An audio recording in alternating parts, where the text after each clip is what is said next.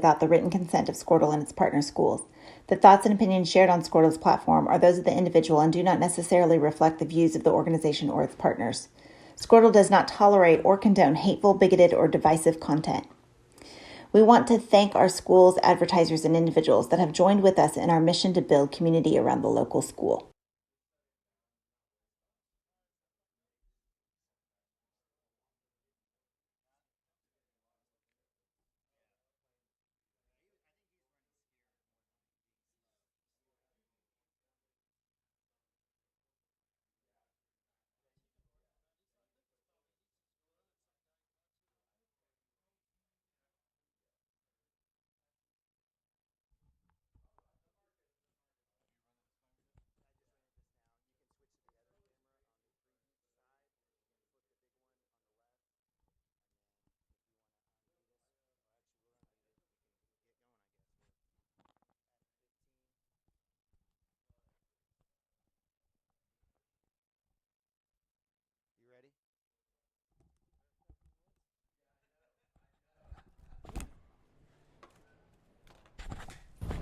All right, good morning. It's baseball, breakfast-style baseball, live from Palmer Field. Neiman and Bobby Dirk-Fippen and Mike Shaline bringing you today's semifinal action as the Cashion Wildcats will be taking on the Silo Rebels here. Again, Silo Rebels 29-0 with a 9-0 victory over Calera led by Billy Jack Bowen. Certainly, if we think about historical power in baseball, this is it. But if there's any team that's set to bring it on, it'll be the Cashion Wildcats, led by Coach Mounts, 25-5 on the year, 15-6 victory against Ampo in the quarterfinals here, live from DeLisi Park. But it's a new day, a new morning, fresh cut grass. We're ready to go. Dirk, are you excited? I didn't sleep a lot. I'm gonna be honest with you, I didn't sleep very good last night. Yeah, absolutely. And more importantly, these kids are ready to go. Yeah, absolutely. It's, again, a gorgeous day, barely any wind at all. Again, sunny. It's a typical May day here in Oklahoma. And it's cooled off a little bit. We got a little front came through, and it's a little bit cooler today. We'll take it. The wind's not nearly as bad as it was yesterday from the south, and I think it's actually kind of flipped, hasn't it? Yeah, just a little bit. It's coming back in towards us at right, but looks like should be a 10 miles an hour. 10 miles per hour. 10 mile an hour to the northwest. All right, there we go. 79 degrees. But we're super excited to be here again. Big thanks first and foremost. We always want a big thanks to OSSAA on allowing us to come out here. Mr. Jackson wrote the check, so we're here, and we're sharing a great booth and a great facility here with a lot of great folks up here. We're going to try to be on our best behavior as our friends from Silo, another Squirtle partners over here on the left-hand side. Good guy. Enjoy talking with him. But, again, this is Homer Radio Television for the Cashion Wildcats. We definitely love our guys in gold and maroon, and certainly we'll continue to cheer them on as we'll do our best as we follow the Cashion Wildcats and everything that they do. Mike, from your perspective yesterday, 15-6 win. We don't have to talk about the error-plagued third and fourth inning, but what was some of the bright spots that you saw from the game yesterday? Man, I thought Cooper Frazee, even with the injured shoulder, came in and just played like a hero. Came in 115 pitches, got the job done, a lot of strikeouts, limited any kind of damage that way, so that was awesome. And then we had a ton of hits yesterday. Yep. I mean, plain and simple. It was a team effort. Gavin Pippen had a great day yesterday. And like you said, the bottom of the lineup really produced for us, so it was awesome to see. So, I think team contribution. Everybody contributed. I felt like yesterday, and but golly, you circle back to the freshman. Yep. What he did, just yep. Right. Right. I did want to say a little bit about him because there's been times when I've shown up early for games, to help set up, to get things going, and he's out there by himself taking ground balls. Is he? So nice. Yeah, I mean, I don't think he thought he was going to get in. I don't think he thought he was going to get in, but give the kid credit, he was ready to go. I mean, he might have been puckered up, but he drops that ball at second base, but he comes in and gets fisted on a ball and hits it up the middle, and then hits another one down the line for another RBI, and just that. I thought Gavin kind of got us going initially, and then Gump got us going in the middle of the game there, and then right. we just, then it was just a free for all. I felt like our kids were just swinging it there right. in the sixth. Had a big just inning with for the sure. big lead and bringing Williams back in. We'd already tattooed him, and so they were. I felt like, our kids are just coming out of their shoes in the sixth a little bit. Right. So, yeah, that's I wanted to kind of highlight just the fact that he was ready to go. He was. Like I said, I've seen that kid taking ground balls on his own up there with coach. Just, hey, hit me some more. So give him credit, next man up, and he was ready. He was, absolutely. The Wildcats, with the change there with Joe Wilson out of the lineup, again, not only do we miss Joey from a pitching perspective, a fielding perspective, a hitting perspective as he was our four-hole, but I think most importantly his leadership. Just a phenomenal kid, class act, just an amazing competitor.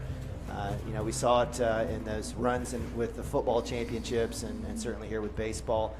So in terms of the lineup for the Wildcats, it looks like we're going to have a little bit of change. Your normal leadoff will be Landon Lagasse, senior at center field, Cooper Frazee, shortstop, sophomore. We have batting 3-hole, Preston Cotter, third base, the junior. Here's the change. So in 4-hole, Derek Shaline, the sophomore, who will be playing first base, will be batting 4th. Nick Nabavi, catcher senior, will be at 5th. Hunter Gibson will be at 6th, again DH, and then as followed, it'll be senior Gavin Phippen pitching today. Ben Harmon, senior at left field, and Carson Gump, who we mentioned, the freshman hero from yesterday at second base. And in right field, not batting today, will be Max Higdon, freshman. So again, the Wildcats going out with 2 freshmen, 2 sophomores, junior to match that senior class. So, Dirk, again, we were talking a little bit about Gavin pitching today. What's the mindset? What's the approach here in a huge semifinal game against a team that hasn't lost in, I think, 17 years? What are they, 58?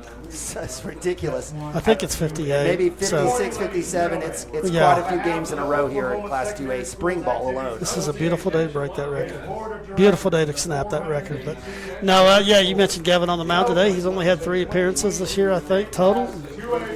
Finally kind of feeling healthy with the wrist. And,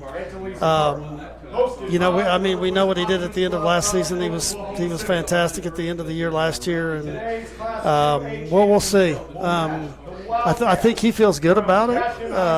I think the plan today is to go off speed, try to keep these guys just guessing a little bit, or just not necessarily guessing, but just mixing it up quite a bit, So these guys travel and they play the best team, so velocity is going to be nothing to them. But I think that's kind of the initial plan here that coach is thinking. I thought he might go slow, fast, but he's going to start fast, go slow, and try to mix that up and keep them off balance a little bit. So in terms of Gavin, if Gavin gets off to a good start, he'll throw well. All right, so we got the announcements of the great breakdown, Dirk, by the way. We'll have the announcements here of the team, so we'll go ahead and go to the mic for that. Number 4, Cooper McGuire.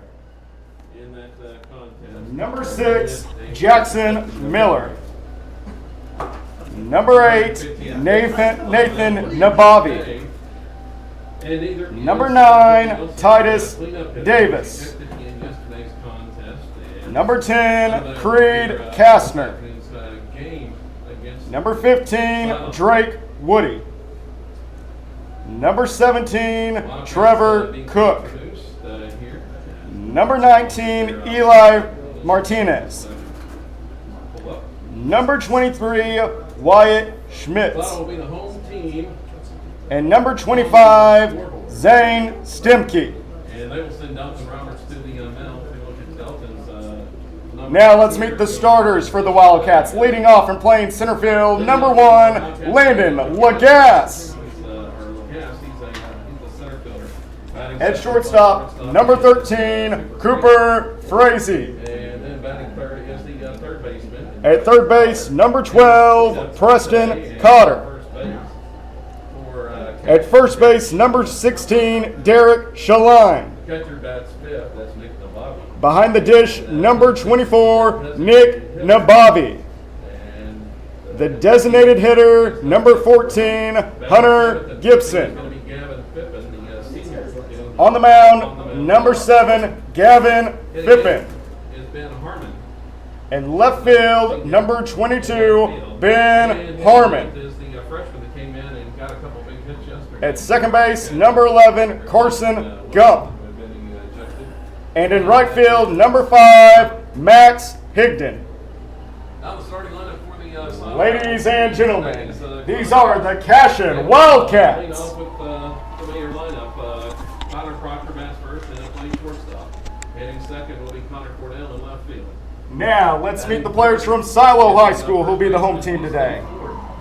Hitting fourth and pitching. The Rebels are led by head coach Billy Jack Bowen and assistant Welcome coaches back. Great Jamie opportunity here for the Hastings. Wildcats to, the entire team to get their name announced. That's the big part, right? This is still amateur high school athletics, and a little pop and circumstance when you get to the state tournament is a good thing. And so a chance for the entire team to get their name announced, to go out there on the chalk. And, Mike Dirk and I were just talking about just being a part of a team culture, all those things. And all these guys in maroon and gold today, right, have been a part of that process. And maybe sometimes it's only pinch running, sometimes maybe it's just in practice and shuffling around equipment, right? But the idea is that they're all part of it, and this is part of the growth and part of the development and part of the culture that Coach Mounts wants to do. So, just a great opportunity here, and for some of these guys, younger guys, to get their name called. Absolutely. And this is beyond, this team atmosphere goes beyond this baseball field. All these kids went out the day before state and played different games, spike ball, cornhole, all stuff on the baseball field.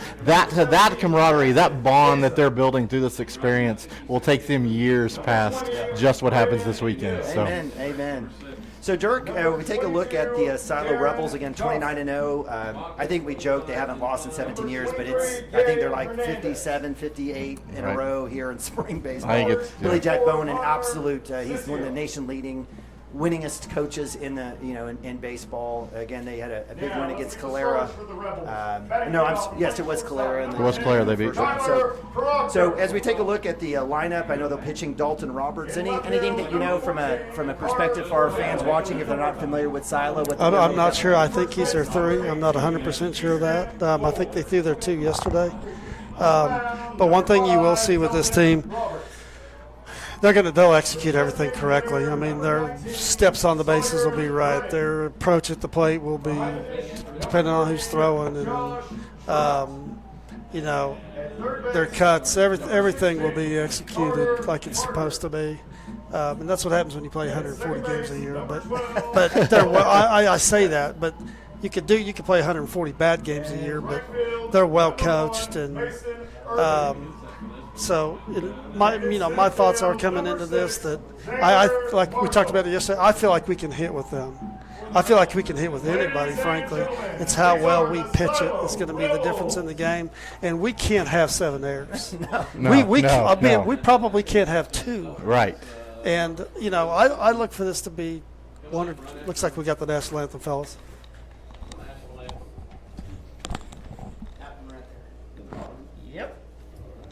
Now, ladies and gentlemen, will you please stand and remove your hats for a moment of silence in honor of those serving in our country's armed forces, and remain standing as we honor America with the playing of our national anthem. A little early. My thumb slipped.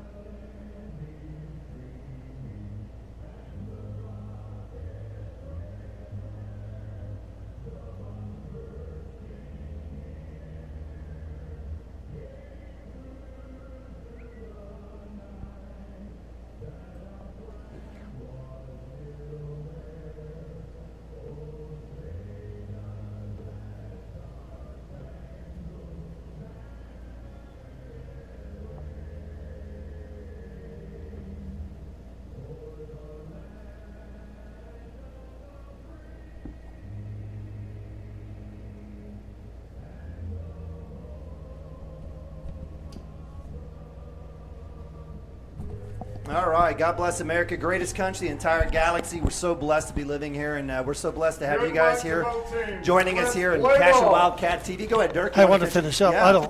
This is not Samson and Goliath. It is not. I don't mean to sell it like that, because it's not.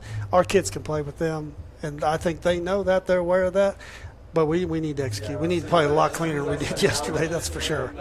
Yeah. So taking a look at number 5, again, Dalton Roberts on the mound for the Silo Rebels. Again, 1 through 9 will be Kyler Proctor, shortstop, Connor Cordell, left field, Easton Ford, first base. Again, Dalton Roberts batting fourth. At pitcher, from 5 holes, Sawyer Reddick, DH. Number 6, Josh Trout, catcher.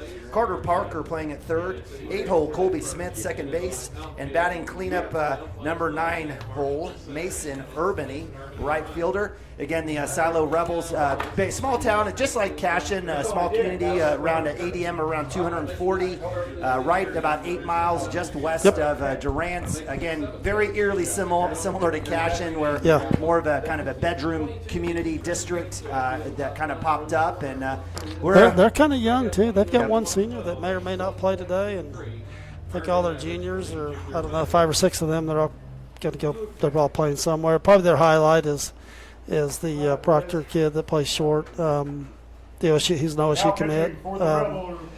So yeah, they're not a real senior laden team. So let's get them down 3-4 runs and see what happens here. Heck yeah. So here we go. So first pitch coming out, Landon Lagasse, lead off for the Wildcats, who are the visiting team. We thought they might be home. I saw Nick with his legs on, but Wildcats will be visitors today. Lagasse, right-handed center fielder for the Wildcats, takes first pitch ball, 1-0 here against, again, Dalton Roberts. We saw some good velocity from Roberts for sure.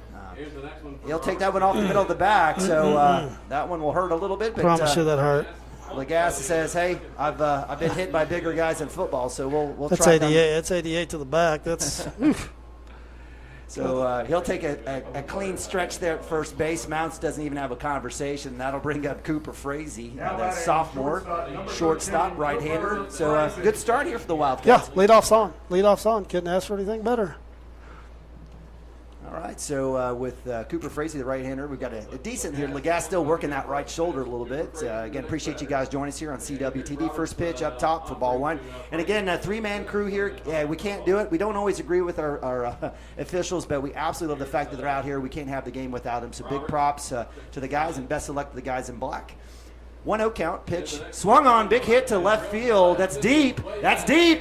It's going to hit the wall. Lagasse rounding 2, going to third. Mounts is going to go ahead and send him. That'll be an RBI double. That's a great start for the Cashion Wildcats. Woo! Great job, sophomore, with the double, getting the first run on the board for the Wildcats. Are you speechless, Dirk? No, I'm trying to think how many kids can score from first on a ball that hit that Right. I mean, that the was ball real, was not in wasn't the it? gap, and it was hit hard. It got there quick, and he still scored from first. Well, that just shows you Lagasse, again, a multi-sport athlete. Absolutely. So with 1 hit, 1 run, that'll bring up Preston Cotter here. No outs here. 3-hole hitter, right-hander for the Wildcats. Cooper Frazee, the sophomore, didn't even have time to get his sliding gloves on. That's going to go to center field. There won't be a tag on that at all. Cooper Frazee hangs tight at 2. So first pitch swung on by Cotter. Would have liked to maybe take a little bit, but that must have been tasty. So with 1 out, Cooper Frazee is, I guess, frozen at 2, and that'll bring up our new 4-hole hitter, sophomore Derek Shaline. Hey, and if any of those OSU football coaches are watching, that's the one that went from first to third's got a lot of speed. He's going to walk on that football team. Why don't you take a look at him early? So. He was moving. Shaline takes first pitch. That'll be strike, 1-0. Shaline, good take there. Listen to his dad. He's got him in his ear hole right now. So Cooper Frazee, decent lead. Good hold up for him. Middle infield working Frazee really well there at second base. Inside pitch, wants to wear it, but backs out. So it'll be ball 1-1 here for my man Derek Shaline against sophomore. To me, that's a big time start because it kind of takes the edge off of this game. With hey, this is Silo. You know, it takes the edge off of it. Like, hey, they gotta put their shoes on too, and yeah, great start. So Derek Shaline stares at an inside breaking ball for ball 2. 2-1 here. Again, 1 out. Runner is Cooper Frazee, the sophomore at second base. Swap shot. Oh, Goodness that's gracious. unfortunate. So Derek Shaline, in that case, Hey, bats bang bang. It's just, sometimes that happens. Line drive back to the pitcher, and we get forced at second. So line out will be out 2. Missed tag at second base will be out 3, but not after the Wildcats get a hit and a run thanks to Cooper Frazie's bang to left field and the wheels of Lane Lagasse getting that run. So as we move to bottom of 1, Wildcats 1, Silo 0. We'll be right back right after this. Email adam@squirtle.com right now for more information.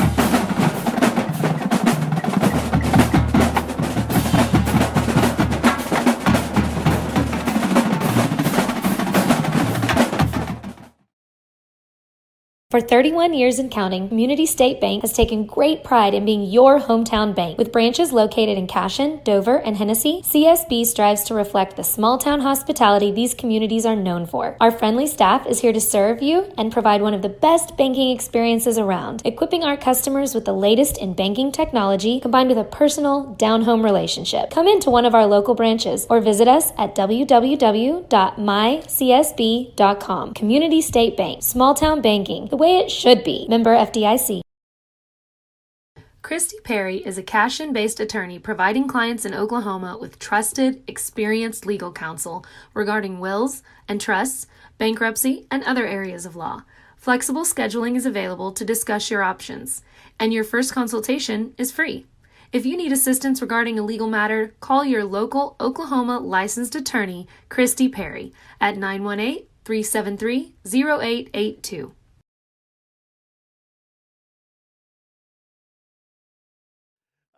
Back to DeLisi Park, Palmer Field in Oklahoma City, Oklahoma. It's semifinal action here live for the Class 2A. Cashion Wildcats taking on the Silo Rebels. Yes, sir. You going to turn me up? You were down. Okay. Why am I turned down? I don't know, but I just turned you Turn me up. Okay, we'll go with it. But hey, welcome to You were already on. Welcome to Palmer Field here at DeLisi Park, Oklahoma City, Oklahoma. Neiman Bobby, Dirk Fippen, and Mike Shaline bringing you today's semifinal action. Class 2A state tournament as the Wildcats taking on the number 1 ranked Silo Rebels. Wildcats strike first blood with a base hit for Cooper Frazie that brings Lagasse all the way in from first base. So very reminiscent of last year. Did Brexton hit one out? Is he that how did. we got the lead? That's exactly right. Speaking of Brexton, Brett Green just texted me. He was asking, but yeah, but he hit one out early and we got up. Yep. Same deal. So we'll see. Hopefully it'll be a different scenario as last year's quarterfinal victory went to Silo over the Cashion Wildcats. Gavin Fittman, the senior on the bump, takes first pitch just outside for ball 1, facing off against number 10, Kyler Proctor, the shortstop. You mentioned, Dirk, Proctor. Yeah, he led off the game yesterday with the home run. He came back with another one later.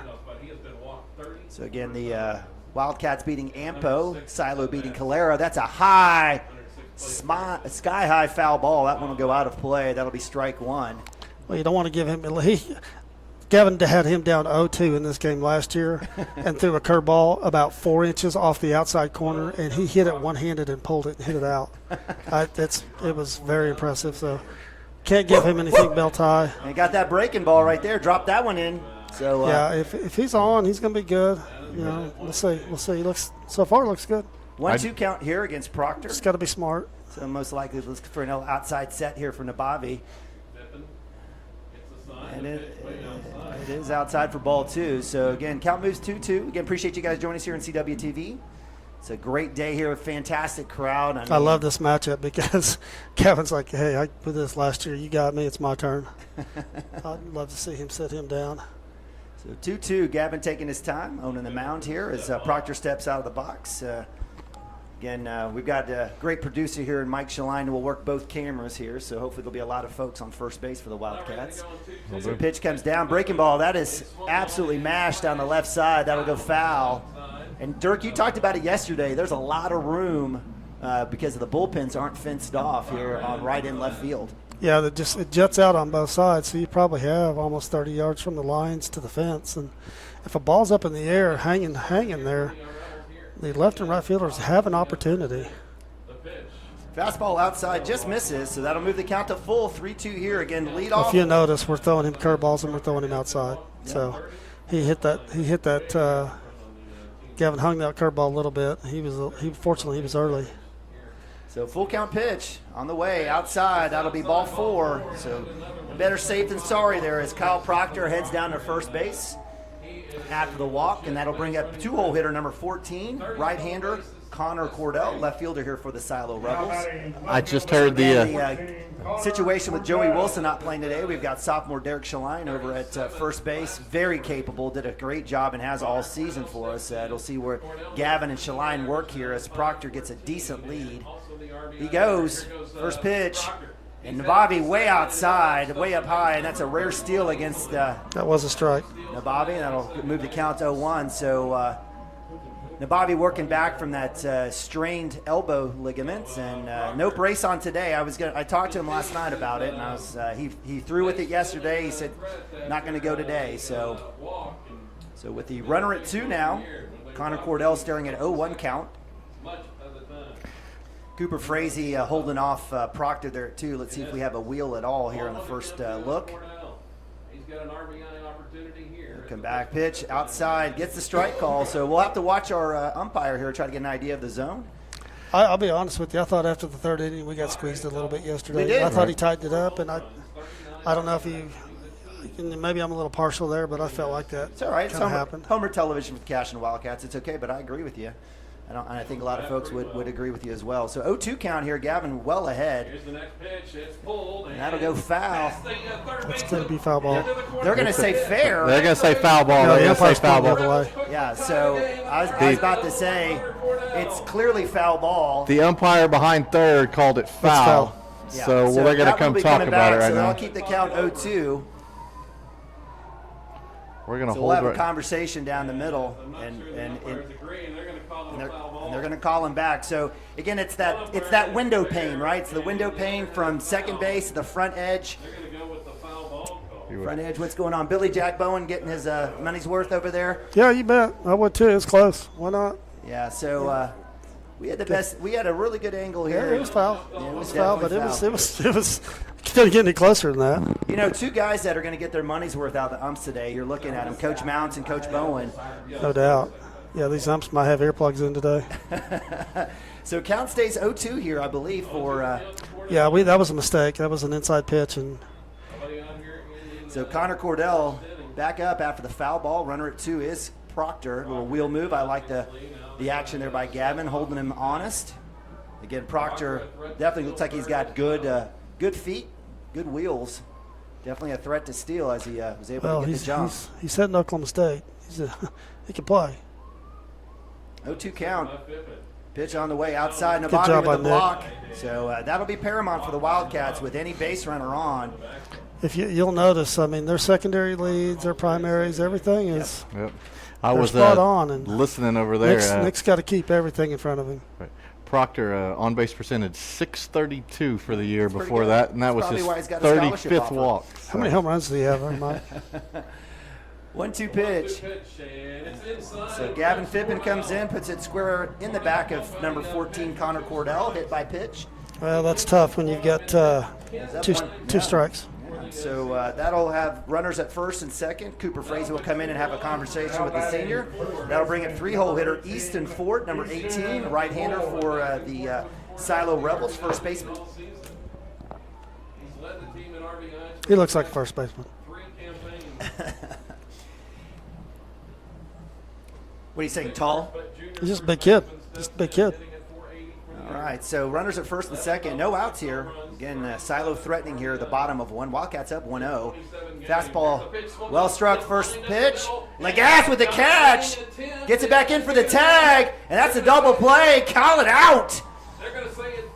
So great job by Lagasse. Had a huge catch there, diving. Hold on. No, they're saying he did not catch it.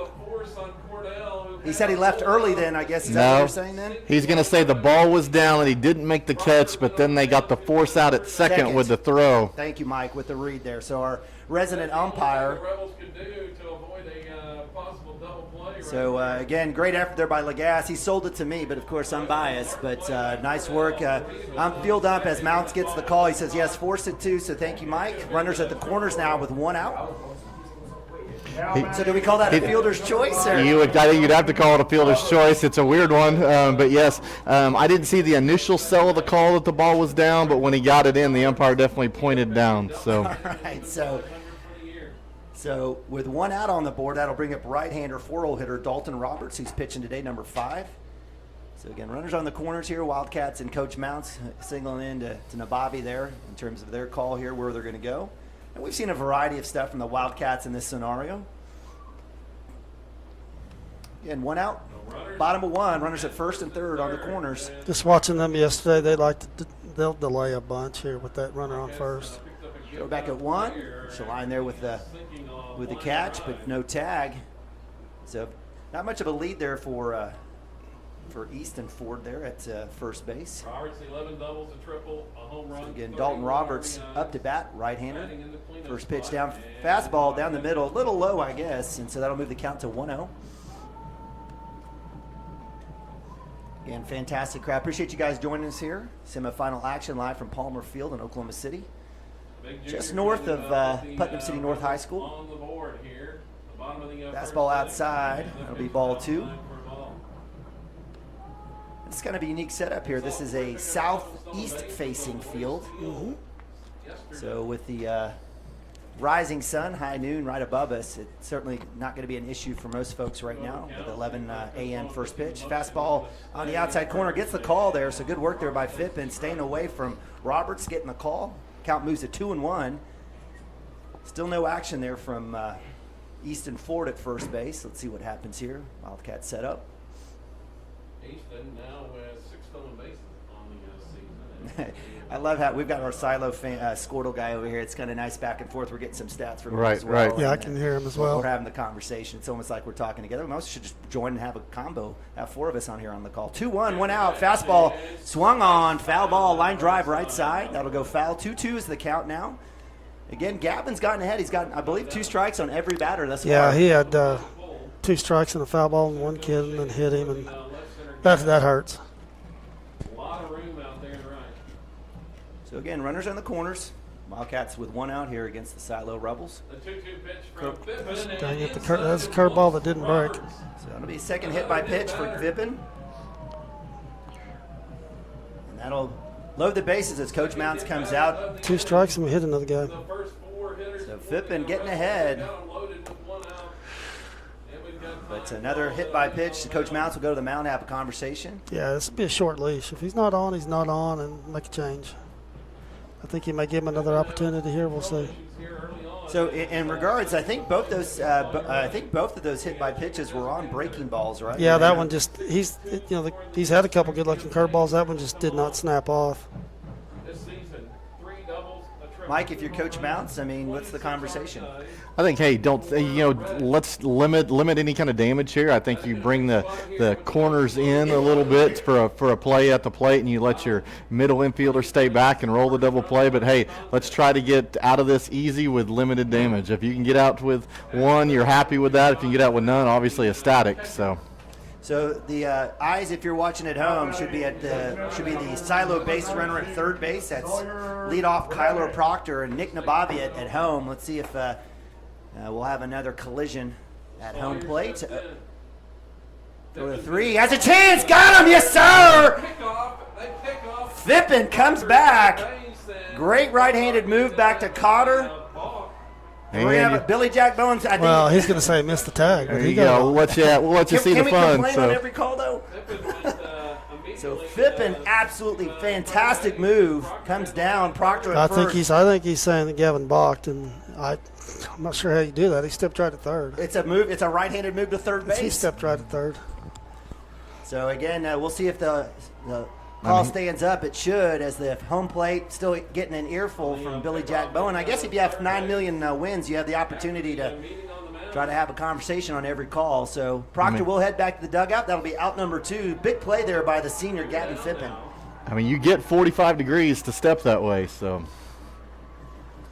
So with 2 outs, not the usual traditional way, we had a fielder's choice in center field. Big hit. We'll have a chance here as we've got a play, and it's missed by Ben Harmon. He's got to hustle that throw in. So Harmon had a chance, bobbled it off of his glove, had a chance with the throw as it looked like as Easton Ford was rounding 2 and rounding 3rd. He will score, and then we have a tie ball game. And you could see Ben had his eyes up. He did. He was going to make that throw, and he just picked him up, and it's glove along with his head. So give credit to Sawyer Reddick, 5-0 hitter number 19 with the base hit, RBI. That'll tie the game here. Again, as Easton Ford is able to come around. Runners at second and third now here for the Silo Rebels with Josh Trout up to bat. Inside fastball, ball 1. Number 3 right-hander catcher up to bat. Gavin needs to finish on the curveball. He's not getting down the mound. Get down the mound and snap that thing off. Just a little bit of a short stride. Yep. Hey, going back to that meeting at the mound, you asked, hey, what is Coach talking about? Well, obviously the pickoff move was part of that conversation. So clearly in hindsight, swung on miss, inside fastball. Big hack by Josh Trout. Mike's so right. So that'll move the count to 1-1. Again, 2 outs. Wildcats giving up a run here, but have a chance to see if Gavin Fippen can come back here. 1-1 against the catcher, Josh Trout. Fastball right down the edge, outside edge for strike 2. So again, Fippen getting ahead. It's been the story all day. Yeah, we didn't just need to live outside and make him go the other way. Totally agree. We're out Max Higdon and Carson Gump, 2 freshmen, second and right field. Breaking ball, it goes foul right side, so count stays 1-2. Hey, was anybody watching? Was Bowen sending that runner no matter what, or if Ben had fielded that cleanly, was he holding him up? Like, I didn't glance over there to see if there was going to be a play at the plate for sure. So yeah, I think it was going to be a play, and I think based on where it was at, he was going to be able to come in. Wild pitch. All the way to the backstop. Ford will score on the one-out pitch that went behind the batter all the way to the backstop. So missed there by Fippen. Bobby traces back on the backstop. That will bring in another run as Dalton Roberts comes in, and the lead goes 2-1 now to Silo.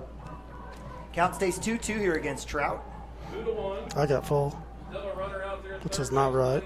So full count. We'll go with full count. I think that sounds about right. Good job by the first baseman coming in and backing up that throw to the plate. So. Yeah, I think Nababi decided to make a throw. Fippen instead comes up top. So it will be full count now, so 3-2. Yep. So you're exactly right. Great back up there by the sophomore Shaline, or that could have been another run for the Silo Rebels. So, again, full count, 2 outs. Wildcats trying to get out of this jam that they're in right now. Runner at third. Another wild pitch.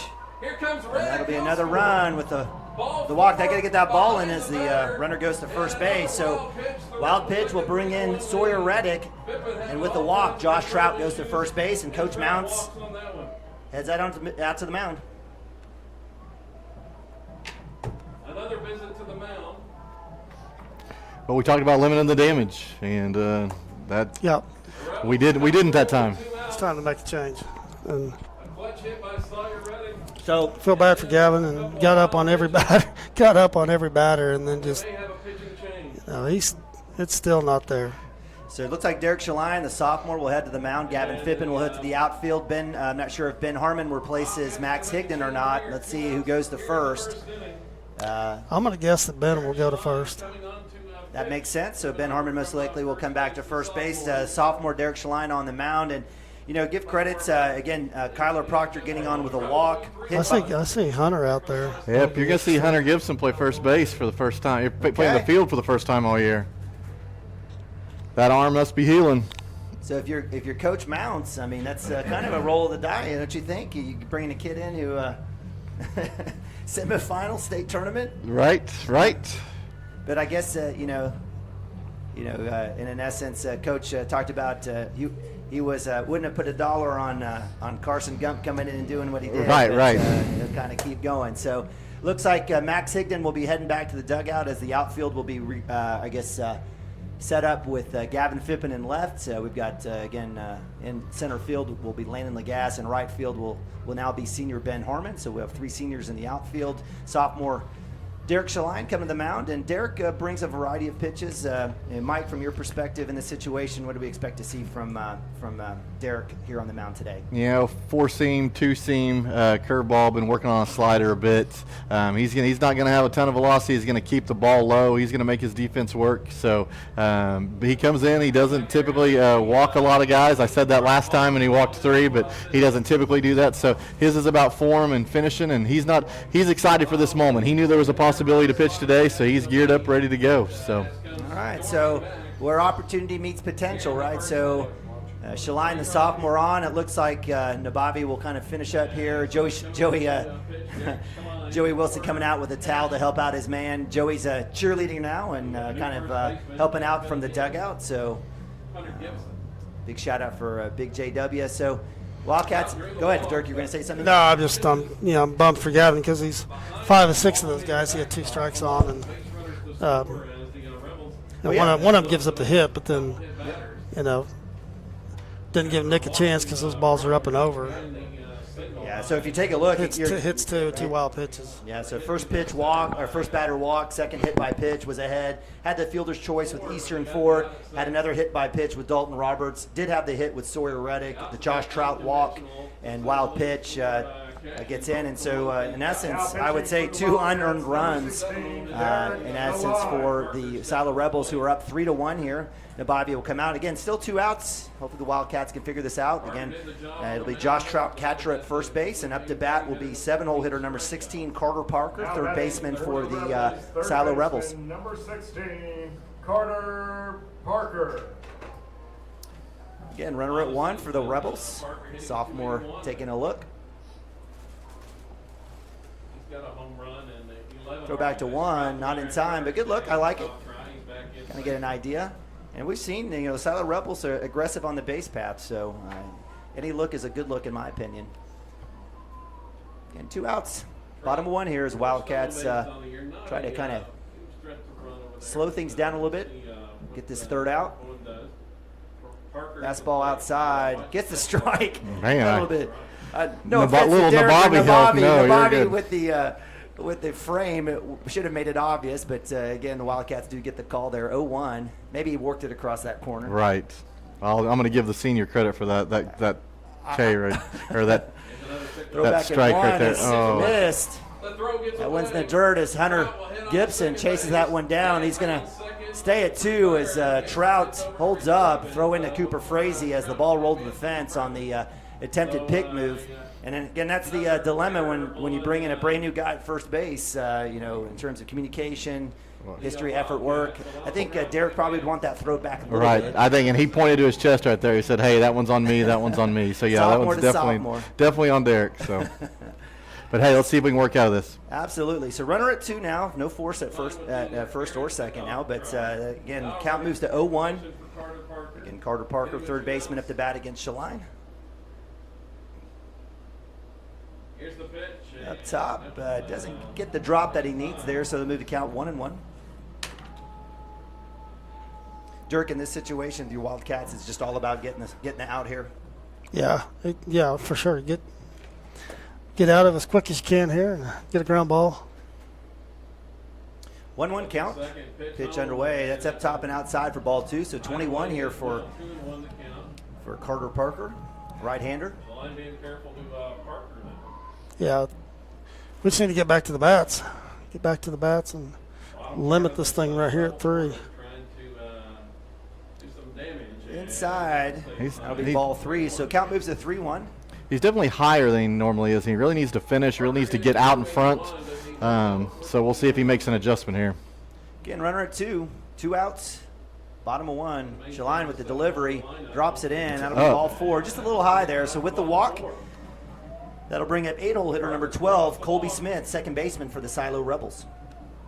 Now there are 2 on for Colby Smith. Well, this is where the sophomore's got to, use all that practice time, use all that intelligence of baseball. How do I make an adjustment? Don't go out there and just be a robot and do what you do. Sometimes you got to make a change if you're not feeling it a certain way. So. Absolutely. So runners at first and second. Wildcats still hanging on that 2 out. Need to get that third out here. So Shaline have a little conversation with Nabavi, get things squared away. Again, number 12, 8-hole hitter Colby Smith, second baseman for the Silo Rebels, up to bat. Derek will take a look. Got 8 RBIs. Fastball down the middle. That should be strike one, and it is 0-1. It's just been a weird inning, both teams. I mean, the Wildcats, starting off hot, getting that line out double play to kind of end it for them. And then here, the Wildcats have only given up one hit, and it's been just, in essence, just some strange plays for the 2 outs. The Wildcats get to outside pitch, ball 1, getting the pick play at third. Right. The fielder's choice in left field. It has been strange. 2. Yes. Just a weird game thus far. 1-1 count, 2 outs, runners at first and second. Breaking ball drops in. Does he get it? No, just up. Very close. So our umpires has been pretty liberal on that outside edge. Up top, not so much. So we'll see here as the count moves to 2-1. Again, conservative lead here by the Silo Rebels at first, second. Outside pitch. A little too far outside. They'll move the count to 3-1. So Derek with a couple of batters here. Both of them with 3-1 counts. Let's see if we can maybe just get something up here. Let's see if we can get a play in the field. Get a force at any of the bags. He's be up high, he's definitely working for from one side of the rubber, and I don't quite understand why. And so Wildcats with 4 walks here in the inning, 2 straight here from Shaline. That'll load the bases, and that'll bring up number 1, 9-hole hitter Mason Urbani, right fielder for the Rebels. Well, it's not the worst thing that he walked him. You got forces everywhere now. Fastball outside, ball 1. I mean, in a second, guys, I'm going to have to go down there and yell at the kid. You can't be afraid of the other side of the plate, too. Hey, this will be their only senior, I believe.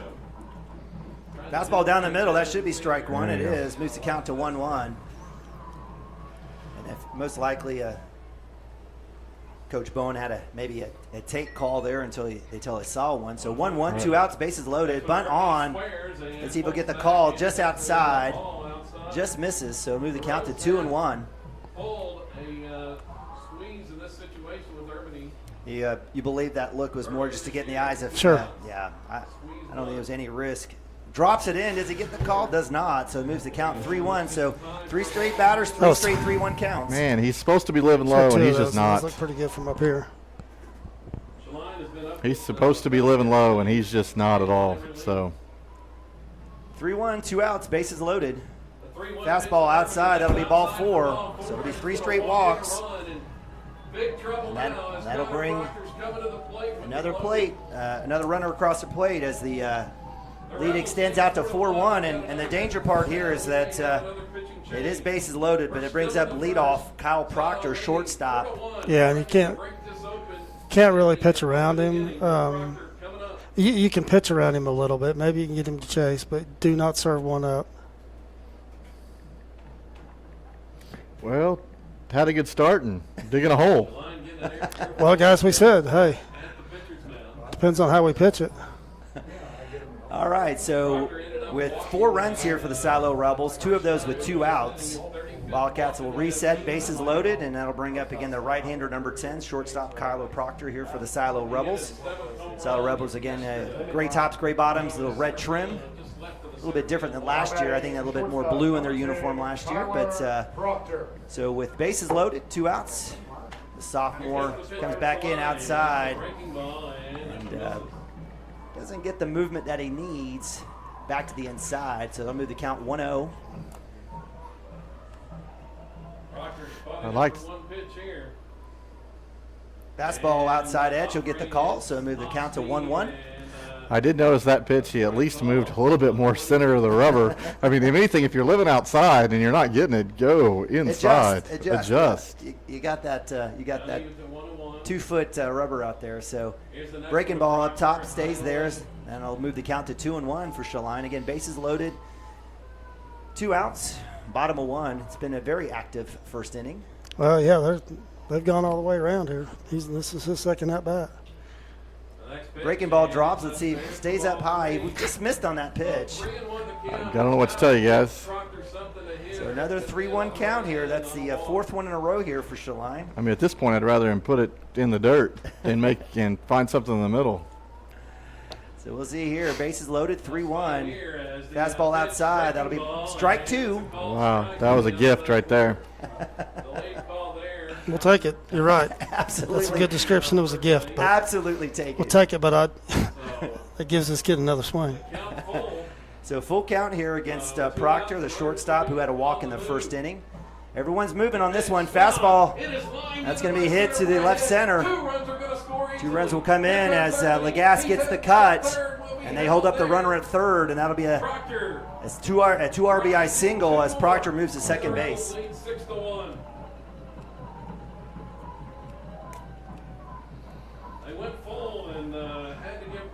So with 2 outs, give credit to Proctor. Full count. Stare to that first fastball. Well-struck ball out there to the left center. Legas and the bunch are fairly deep out there. And that'll bring up number 14, Connor Cordell, left fielder. Cornell reached on a hit by pitch and is still in the first inning. Last at bat. Wildcats down now 5-6-1. Fastball outside. We'll get that call. And he's, give credit to the umpire. He's been absolutely consistent right there. Yep, that ball's probably on the black. He's calling it. So as Shaline gets a hit on the count, 0-1. Again, runners at second and third. 6-1 Silo here. Breaking ball drops right in there. Delicious. There you go. Great job for Shaline. Getting better here as he's warming up. Moves the count to 0-2 against Connor Cordell again, who reached on hit by pitch. And was, I believe, was the first out on that force, on that fielder's choice to center field. Dropping right to Cooper Frazee, and he gloves it. Snow cone. That'll be out number 3. Thank the Lord. And the Wildcats, after giving up 6, finally get out of this jam and head back to the dugout. We'll go to a timeout. We'll do a little voodoo dance and see if the Wildcats can get their bats going here in a bit. Our world is changing, but one thing is the same. We're here for you. In these uncertain times, take comfort in knowing that Modern Women of America is built for this. We are built to handle uncertainties, and we've weathered many in the past 137 years, including world wars, disease outbreaks, depressions, and recessions. You may have concerns about your financial plan, but you can also have peace of mind. You got this, because you have us. Hi, my name is Stephanie Woody, and I want to help you or a loved one navigate your way through understanding Medicare. It's hard getting questions answered when you don't know who to call or trust. I am local and appointed with all the insurance carriers in Oklahoma. You can trust me to help you apply for Medicare, make the right decisions based on your current financial and healthcare needs, and feel confident about your future. Act quickly. Annual enrollment period is October 15th to December 7th. Call Stephanie Woody, that's me, at 405-830-4966 to set up an appointment. Kyle and Gina Van Druff have the answer. All right, welcome back to Cashion Wildcat TV 2022 Spring Baseball Production live from Palmer Field in Oklahoma City, Oklahoma. It's state semifinal action as the Wildcats take in on the number 1 Rebels. Wildcats and Rebels just concluded what felt like a 3-hour-long first inning, but Wildcats started off hot with a base hit and run with Legas, but definitely some tough situations in the bottom of one led to 6 runs for the Rebels as the Wildcats find themselves back up to bat with Nabavi, senior catcher, leading off here in the second inning. It'll be Nabavi, Gibson, and Fippen for the Wildcats. The right-handed catcher takes first pitch ball inside. Shows bunt, pulls up. There'll be 2-0 count here for the senior going up against Dalton Roberts, number 5, right-hander pitcher for the Silo Rebels. Again, appreciate you guys joining us here at CWTV. That's outside, and he'll call it. So give credit to that umpire. They'll move the count to 2-1. And if you're a batter here for the Wildcats, you better get your toes on the chalk because that outside pitch has been free and hot. Nabavi takes a hack, kind of just reaches, casts his hands out there on that pitch, moves the count to 2-2 against Roberts. Looks like we're going to have a conversation, maybe take a look at the ball there, see if you've got a cut in it or something. Again, on deck will be Hunter Gibson, who moved into first base as Derek Shaline went to the mound. Hunter getting his first action in the field all season. That's right. Hey, why not? State semifinals against number 1 team. Nabavi 2-2 inside, stares at breaking ball, pulls his head around, decides not to do anything but take the strike. And that'll be strike 3, strikeout and out number 1 as Nabavi heads back to the dugout. And that'll bring up Hunter Now Gibson. batting first baseman number 14, Hunter Gibson. Hunter Gibson, the next batter. So Hunter Gibson, DH for the Wildcats, right-hander, throws at first pitch, strike. Take the first pitch for a strike. It's got some good velocity in it right there, and good You location. know, Nababi should have been expecting a breaking ball of sorts. Right. He was ahead with 2 strikes. Fastball swung. That's popped straight up. There's going to be a play. Playable. The catcher will come over and make the play on the pop. So about 5 pitches. Gibson will be out number 2 on the pop to 2. And that'll bring up with 2 outs, Gavin Fippen. Pop out in foul territory. See if Gavin gets something started here with 2 outs. Yeah, heck, 2-out rally's been great for the Wildcats all season. Yeah, they're looking at their book. I mean, they've got us. They know what our tendencies are as they're looking at him. And if he sees something inside, it'll be a mistake. It'll be my guess after the day he had yesterday. So just got to make an adjustment. See some pitches and make an adjustment. Outside pitch, that'll be ball 1, thankfully. Fippen, again, 2 for 4 yesterday with 3 RBIs. Had some great hits down the left third base side, left field side. Count moves to 1-0, 2 outs. On deck is Ben Harmon. That's out. He'll get the call there, so that'll move to count 1-1. You can hear the drums are here. Yeah, absolutely. Give credit to Silo Rebel fans. I mean, they bring the noise. Definitely traveled the most likely 4.5, 5 hours up here. Up top. And, you know, I got to tell you, Proctor's been basically essentially a mirror image on every batter. Fastball, outside, outside, come back up high. You mean oh, I'm sorry, Roberts. Yeah. Roberts. Yeah. So we'll see if we have a breaking ball here or not. But swung on and missed on the fastball. That'll be strike 2. So expect some sort of breaking ball inside. Yeah, everything's here. been outside. So Except got one up and in, but everything else has been on the outside corner. So time to chuck up, shorten up, spread out. So 2-2, 2-out rally in effect for the Wildcats outside. And they'll get it. So 2 Ks. And that one backwards. Variety will be out 3. So the Wildcats go down 1, 2, and 3. Strands Harmon on deck. And we'll go to bottom of 2. We'll be right back. CWTV. Just to all your real estate and insurance needs. These guys will have you covered in a one-stop shopping experience. They are local agents, local supporters, and active in the Cashion community. They are also proud parents of past and present Cashion students. Kyle and Gina help their clients make the right choice. Don't wait till it's too late. Call 405-607-4300. Go Wildcats and number 88. Let's have a great year. Wildcat up! Get you some! At Maples Nixon Diesel Horse, we've helped a lot of people, and our goal was to treat each and every person like a friend. And as a friend, we've got your back, always. We understand what you're going through. Being lawyers is what we do, but it's not all that we are. We care. We'll stand beside you throughout the entire legal process, not just as lawyers, but as your friends. We are Maples Nixon Diesel Horse, and we are here to help.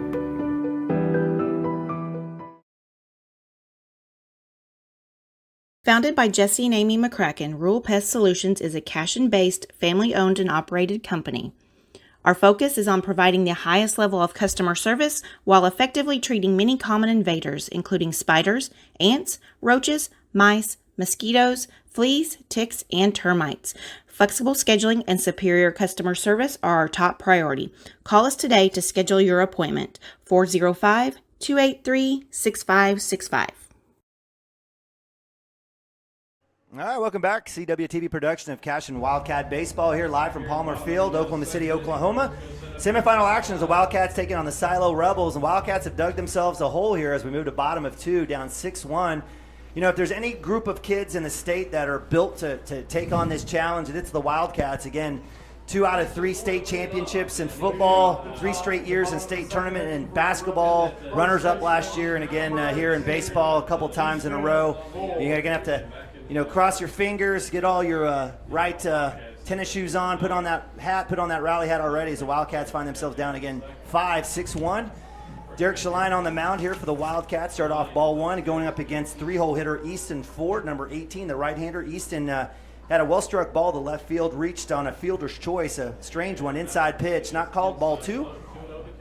Again, big first baseman here for the Silo Rebels. I know, Dirk, you're not a fan of those pants. I know you aren't. Who you talking about? Which ones? Those elastic.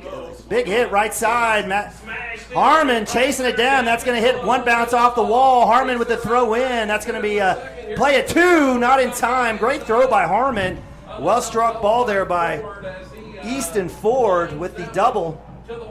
And leadoff hit there will bring up 4-hole hitter Dalton Roberts, pitcher for the Silo Rebels.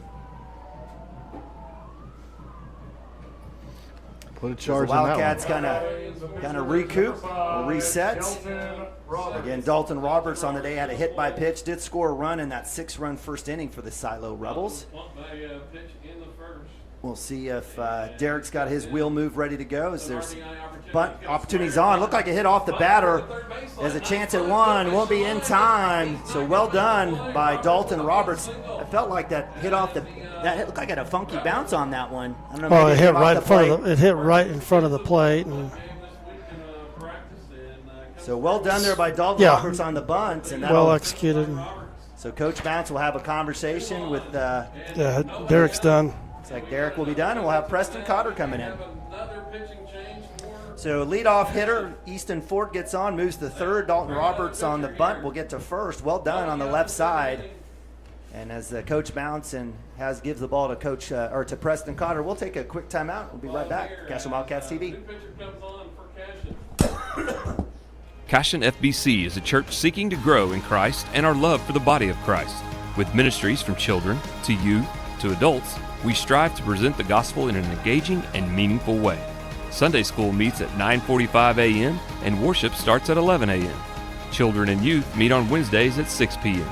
Please check our website at cashionfbc.org for more information, and we hope to see you this Sunday, located a half-mile east of Cashion.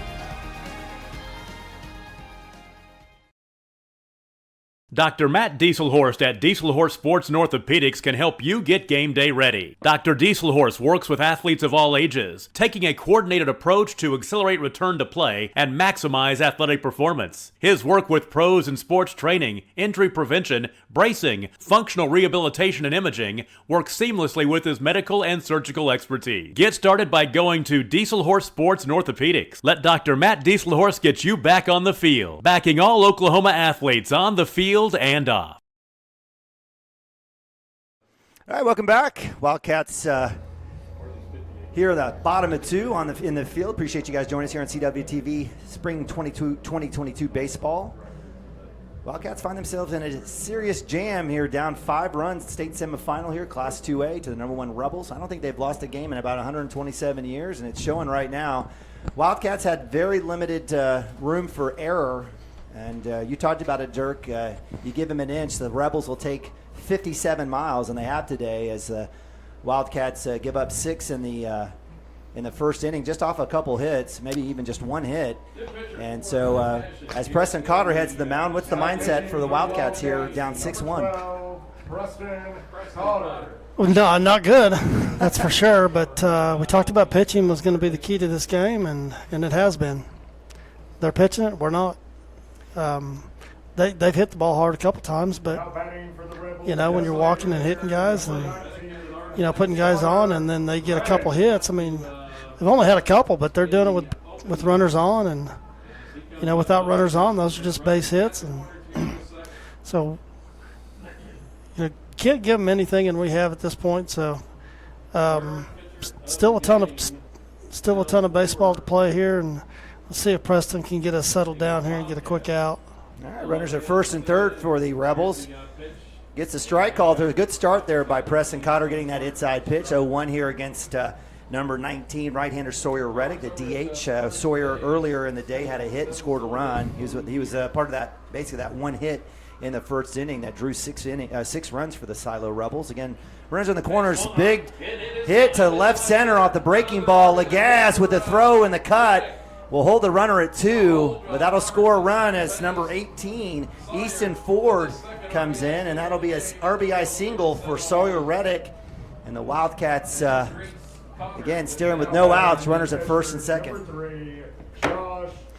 So that'll bring up 6-hole hitter number 3, Josh Trout, the catcher, reached on a walk in the first inning, and that's 6-run inning for the Silo Rebels. They're keeping it going here. Again, no outs as they find themselves up now 7-1.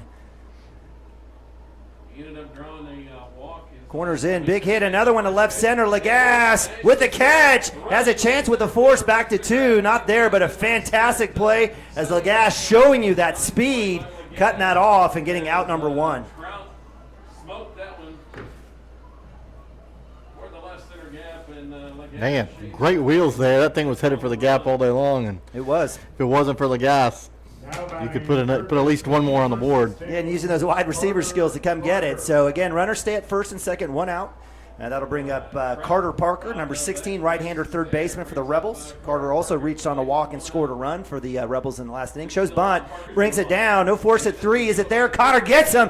Great move as Ben Harmon gloves that. Gets the force at third, and that'll be out number 2. So great job by Carter coming up, jumping all over that bunt. Great play, great play. I think when it was a little bit more towards the pitcher, he knew he had to play at third and just spun and made it happen. Excellent work and good work there by Ben Harmon, finding the soft side of the bag to get the out. And that'll bring up 8-hole hitter number 12, Colby Smith, for the Silo Rebels. So with 2 outs, runners at first and second. Again, Colby on the day reached on a walk and scored a run. He'll have a big hit into the gap. Looks like Lagasse will have a throw at home. Will it be in time? Does he get him?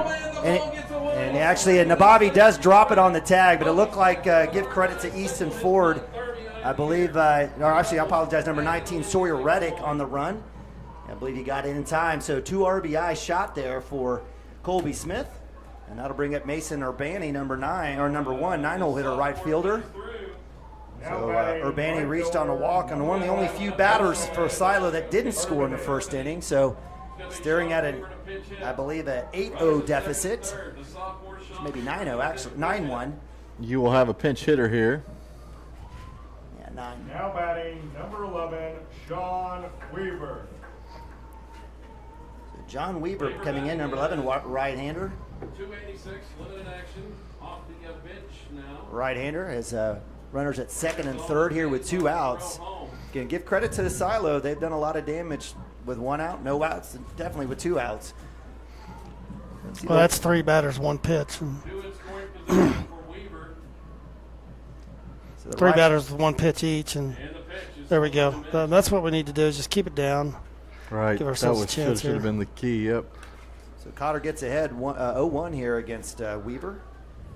A little outside junk. Let's see if he comes back here. Fastball outside, gets the check swing. That should be. Gets away from the catcher, and a check swing and coming home is Parker. I'm not sure what the situation is. If that came off at. Yeah, he just missed the curveball. It hit off a shin guard and took a hard turn to the left. I think he just, I don't know if they were crossed up there, but that ball broke a ton and got under the glove, hit a shin guard and took a crazy ricochet. Hey, good news on the check swing, and we'll strike 2. So 0-2, fastball up top. That'll be ball 1. 1-2 here as a runner at third is number 12, Colby Smith, for the Silo Rebels. Fastball outside, doesn't get the call, so to move the count to 2-2.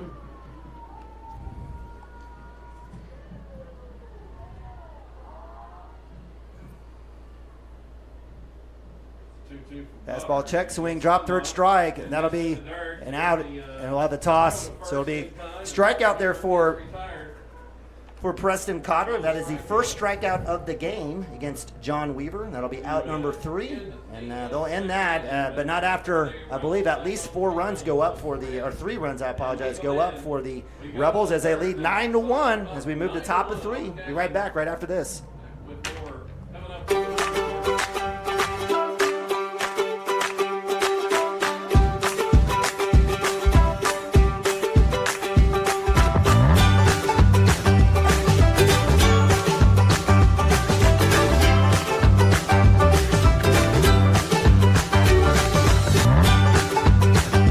Stream with Oklahoma's #1 high school streaming service, Squirtle.tv. Find out more at Squirtle.com/stream.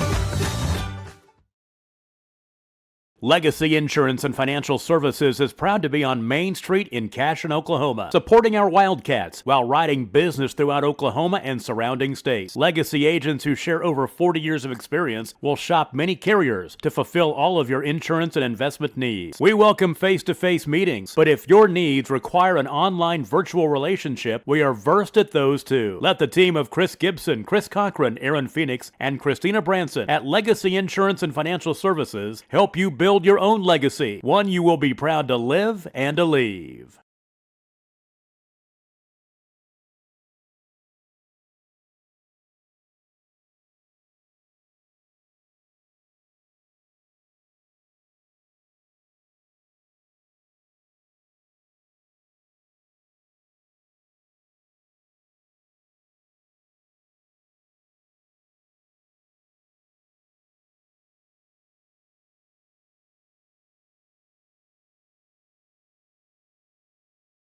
All right, welcome back. CWTV production here, Spring 22 baseball, Cashion Wildcats, Homer Television for the Cashion Wildcats. Thanks for joining us here from Palmer Field in Oklahoma City, Oklahoma. Neiman and Bobby, Dirk Fippen, my man Mike Shaline running the boards, and on the mic, Wildcats.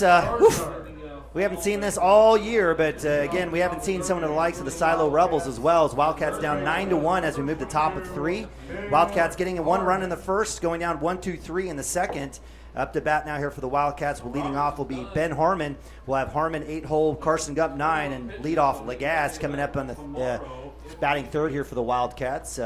Again, Ben Harmon not up to bat yet, and hope to see we get a little magic here from the All-State quarterback for the Wildcats. On the mound, we have a new pitcher for the Silo Rebels. The first pitch swung on fastball strike is John Weaver, sophomore. And again, a plethora of talent in Silo, Oklahoma. That's something in the water down there with baseball. Maybe some good coaching, too. A lot of practice, I guarantee you. Breaking ball swung on. That's chopped left, foul ball. That'll move the count to 0-2. Again, absolutely impressed with the Silo Rebels. They've done everything right they need to. The Wildcats not, but hopefully, again, if the Wildcats can produce a few runs here, maybe get back in it, lift their spirits up, get them going, positive attitude. Again, new pitcher, John Weaver, 0-2, fastball right down the middle, a little low, thankfully. So it'll move the count to 1-2. Man, catcher did not like that call, shaking it off. As a fellow umpire, I'm not a fan of that. I can tell you that. I thought he was going to ring him up. It sure looked like it. Maybe just a little low there. Ben Harmon lives to see another pitch. 1-2, no outs, lead off, breaking ball up top. Correct call there, 2-2. Nice work for Harmon laying off of that one. And again, starting pitcher Roberts leaves with about 32 pitches. So Coach Bowen working to see not only today, but maybe potentially tomorrow. 2-2, Harmon. Fastball swung on, miss, and that'll be a strikeout. So give credit to Gardner coming in, drawing the K. And that'll be out number 1 as Carson Gump, freshman, up to bat. Right-hander. Carson had a great day yesterday. 2 for 4, 3 RBIs on the right side. Yeah, he'll have those memories forever.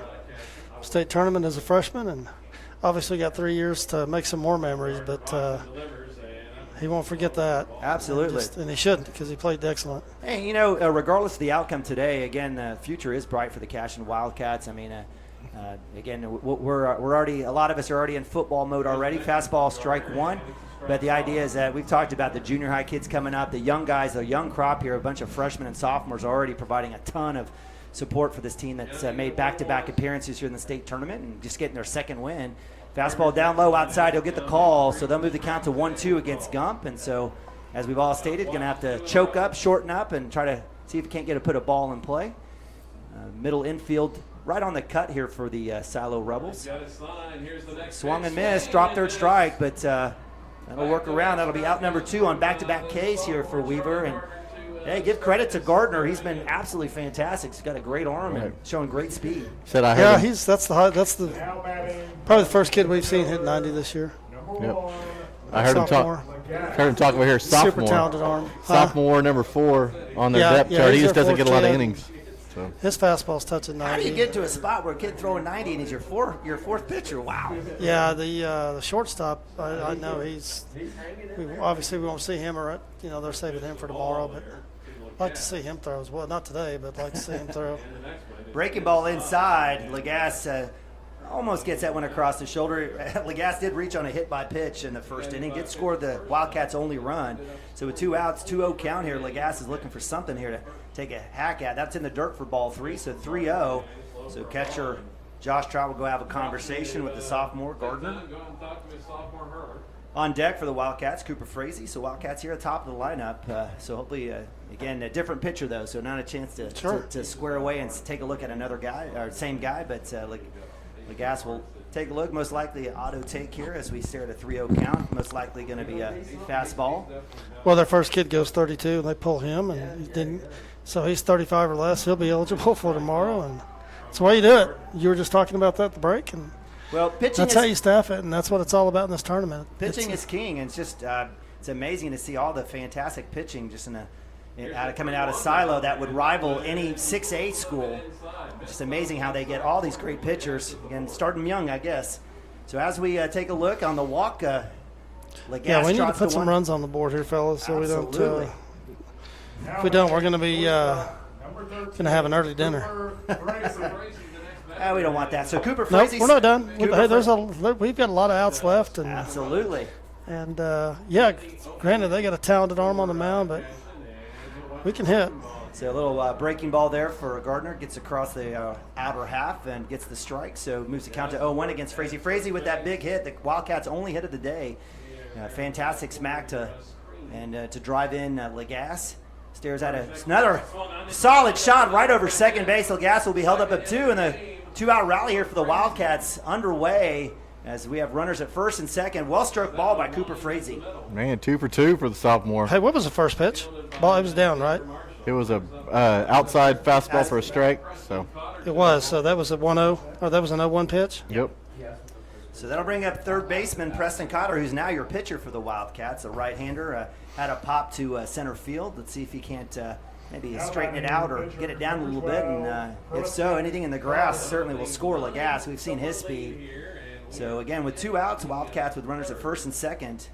Well, they've scouted us well. Not just defensively, but offensively, and they're moving their kids around. They got the book down there on every kid, and left fielder's got his butt against the wall basically, and Preston hit 2 balls, just smoked 2, one to center, one to left yesterday.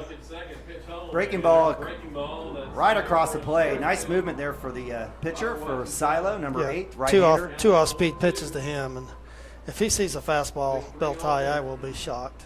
If you see it, it's a mistake. So Cotter is staring at 0-2, 2 outs, runners at first and second. Base hit, chance of RBI here. He'll get fastball, strike 3. And there was your fastball. I was very surprised, and it looked up. I thought it was up, but I think Preston thought it was up, but I didn't think so. So with the third strikeout in that inning alone, Gardner comes in and strands 2 Cashion batters. So that ends it for the Wildcats at top of 3. We move to bottom of 3. We're right back right after this. Team up with Pioneer iVideo and start streaming the most popular TV shows and movies from your favorite devices today. Download the iVideo app and start watching anywhere in your home using Pioneer Internet. Each package includes free high-definition and cloud DVR features like video on demand, Restart TV, and Replay TV, just in case you forget to record a program. Visit gopioneer.com for more details and compatible devices. Some restrictions apply. At Water Heater Man, we specialize in repairing and replacing all water heaters. We service the OKC Metro and surrounding towns with fast, reliable service. We keep our vans fully stocked with essential parts needed for basic repairs, and new tanks are always on the vans ready to go. We offer free estimates on all jobs with financing options available. We match manufacturer's warranty for all newly replaced water heaters. We'll get your water heater back up and running as fast as possible so you don't have to put your life on hold waiting for service. Give us a call today, 405-844-TANK. That's 405-844-8265. Go Wildcats! All right, welcome back, CWTV. Semifinal action here live from Palmer Field, DeLacy Park, Oklahoma City, Oklahoma. Wildcats taking on the Silo Rebels. Preston Cotter on the mound for the Wildcats was able to sort of right the ship a little bit there in the second inning. It was a 6-run inning for the Silo Rebels in the first, 3 in the second.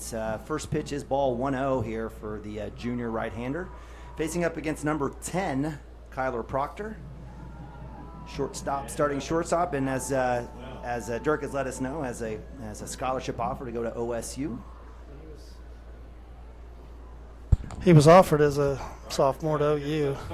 Big hit. Ball's goodbye. Left No, it's side, not. no. Gavin's Gavin got Fippen it. on the chase and the catch. You shut your mouth, Dirk Fippen. Yeah, well, off the bat it looked. Yeah, it looked I hit know well. what you thought. Well, I know because I'm just like I've seen this kid hit 3 balls in 2 games, 3 home runs in 2 games, and So a can of corn out there in left Yeah, field as Gavin sort Fippen. of. Yeah, he had to he had to move a little. Yeah. Hey, Gavin's got some speed. he caught it in foul. Was it in foul territory or was he in fair Nah, territory? it was in fair, yeah. So nice job there by Gavin Fippen getting the fly out to left field.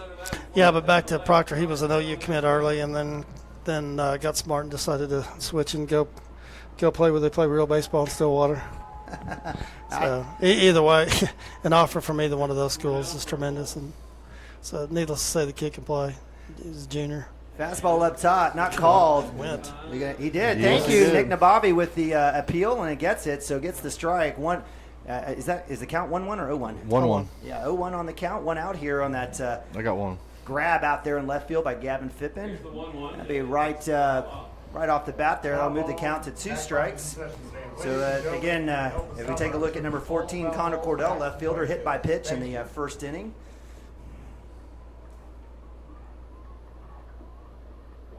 That one's smacked. That one's off the handle. It's going to drop. It's got to play. Frazee barehand to 1 in time. Not in time. Looked like Gibson may have been off the bag, and that's what the field ump does say. It was a little play there, kind of indecision, but that is Cooper's ball. Give credit to Cordell, basically a swinging bunt that drops right at second base. Better lucky than good for the Rebels, and they've been plenty good, trust me. So base hit will go to Cordell. He'll make his way to first. Great individual play there by Cooper Frazee, the sophomore, flashing his skills with a bare hand throw. Well, the ball had that ball had a ton of English on it Yeah. too, and it just popped up, and Cooper got rid of it quick and made it interesting. So nice little look there by Preston Cotter to hold the runner there at first. Brings up Easton Ford, number 18, right-hander, 3-hole, first baseman. Reached on a fielder's choice in the first. It had a run, had a hit, big hit for the Rebels in the second inning. So another stolen base for the Rebels. So the count stays 0-1. I didn't even see what happened. Yeah, It was the outside corner strike. Okay. Did Nick have a chance on the throw? Nope, got too good of a jump. All right, so 0-1. Runner at 2 now. 1 out here for the Wildcats against the Rebels. Again, looking at 3-4-5 now for Silo as Cotter takes a look. Cooper Frazee doing a good work of pushing a little dirt around. Fastball swung on. Gump. No chance. That's going to drive in a run on an RBI single. And give credit for Easton Ford getting one by Gump. And that'll score Cordell, and that'll move the count to 10-1. So with 1 out, runner at first base, that'll bring up 4-hole hitter number 5, Dalton Roberts. Roberts, starting pitcher on the day for the Silo Rebels, was pulled with about 32. Reached on hit by pitch in the first, scored a run in that 6-run inning for the Rebels, and scored a run off, and as well had a hit as well in the third or in the second. Fastball inside, that struck foul, right side. It's going to hit a kid out there. Get your glove out, son. And that'll move the count to 0-1. Well, I mean, if you'll notice, I mean, for most part of the day, our pitchers are getting up in the count.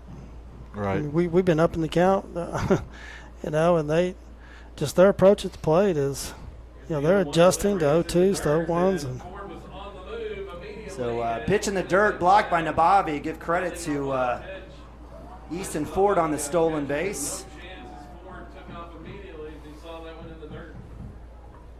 So as Preston Cotter gets the ball back, we'll move back 1-1, 1 out.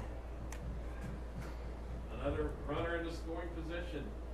Wildcats looking to get that out here. Again, Cooper Frazee working the base runner at second. Eastern Ford comes back fastball. That one is looked right side. That's going to go foul, but no chance there as it's a few fans out there. Is that Octahaw out there? I can't tell. Who's that light blue team? yeah, that's Octahaw.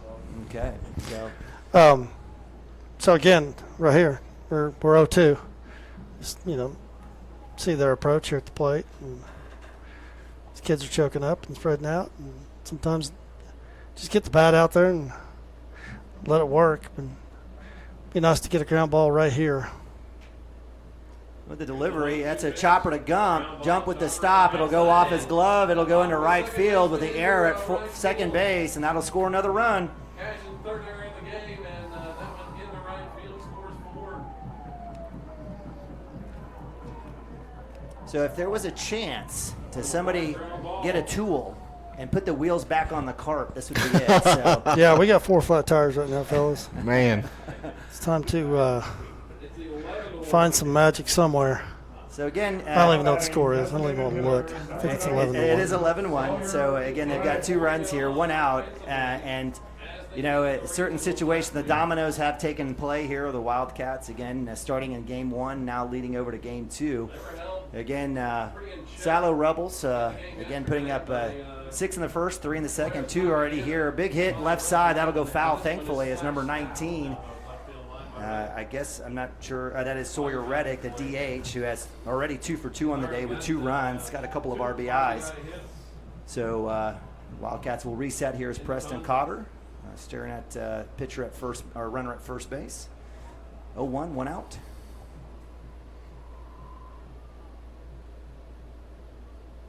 Breaking ball, that swung on, hit to deep.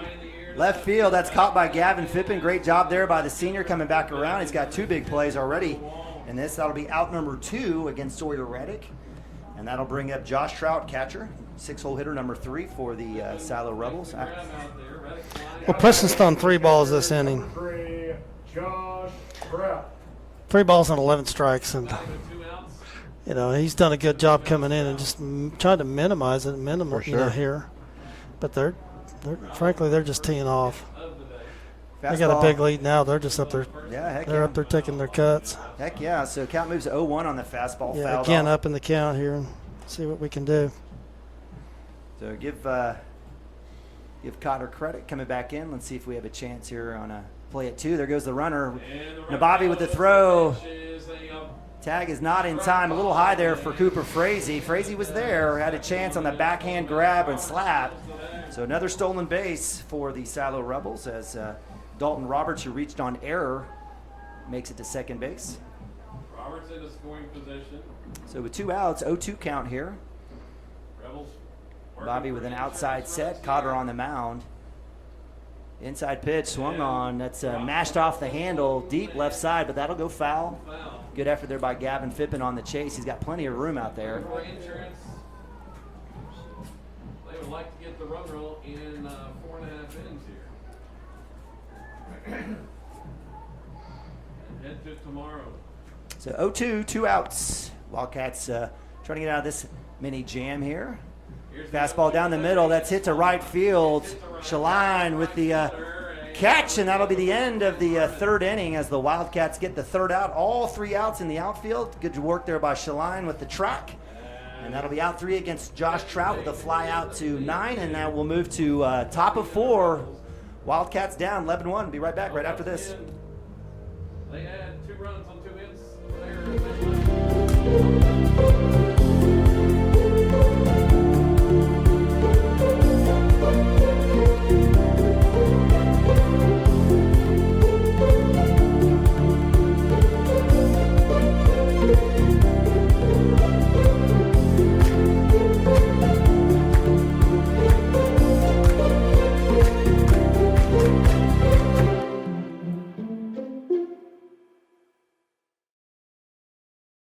Cashion Shape Up Fitness is locally owned and operated with no contracts or sign-up fees.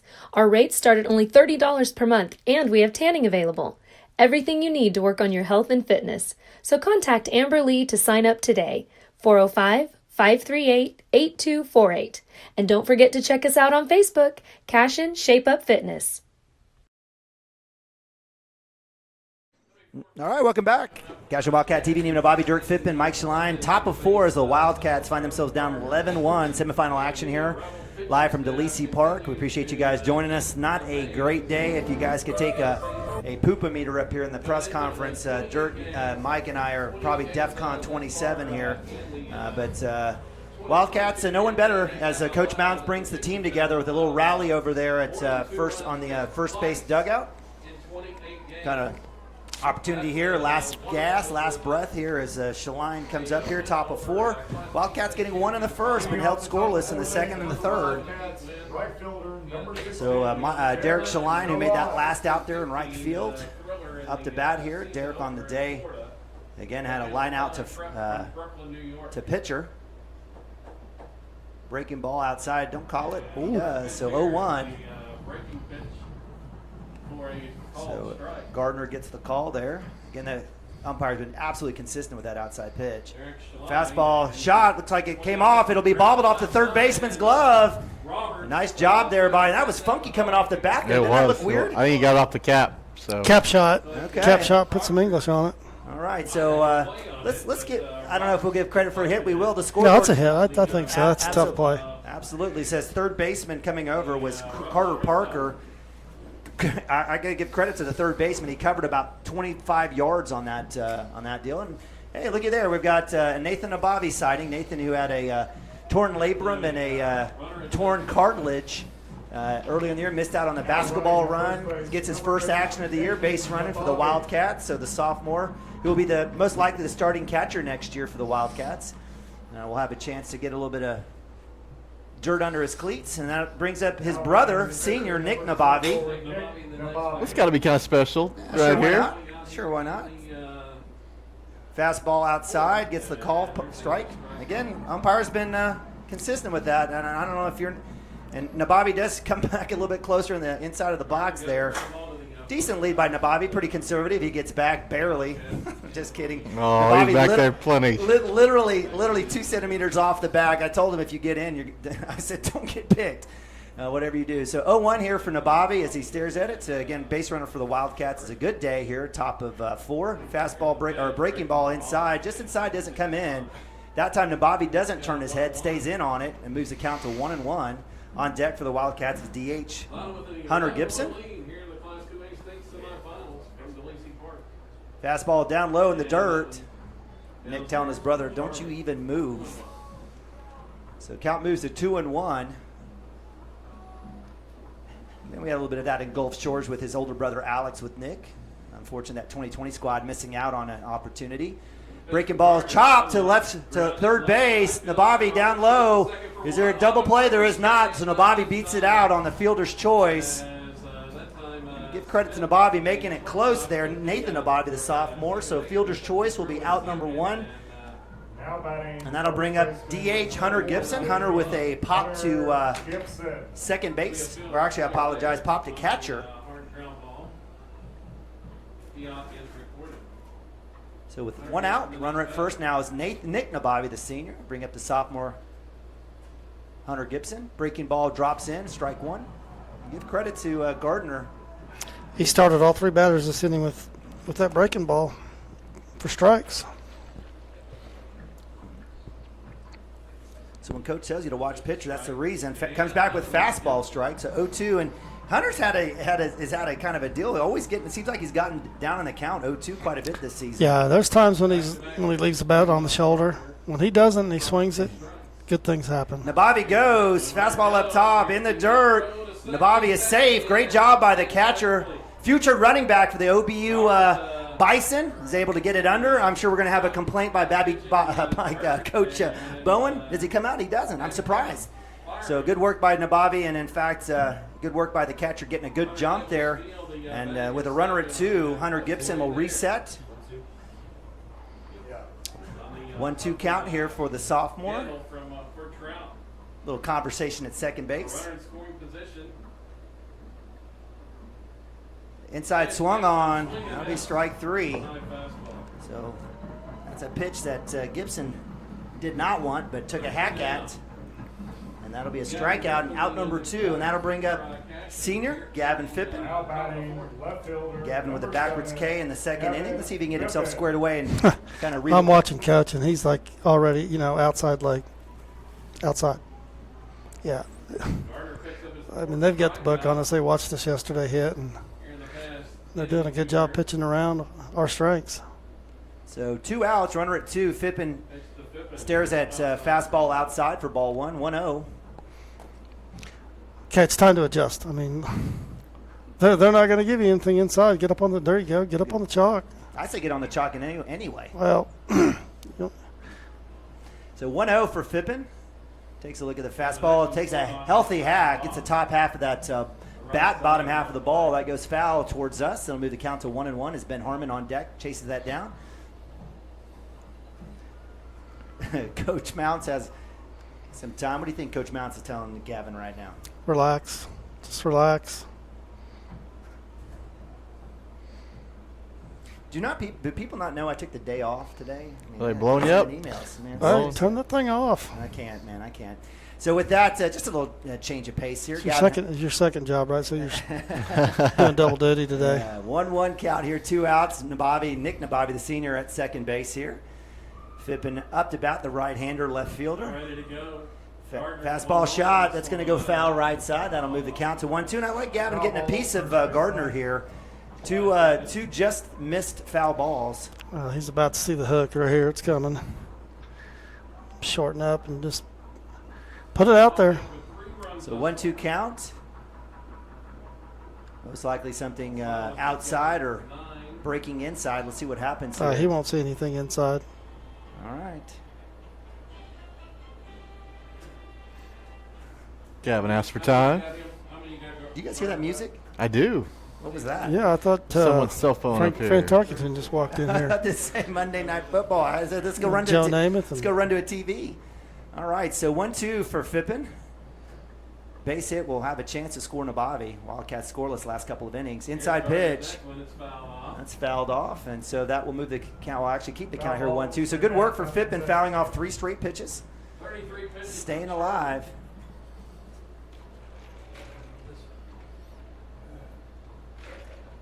Probably going 2 more at the max, and then we'll have another reliever. So staring at the 1-2, 2 outs here, top of 4. Wildcats trying to get something going here. Nabavi at 2, base runner. Fippen at plate.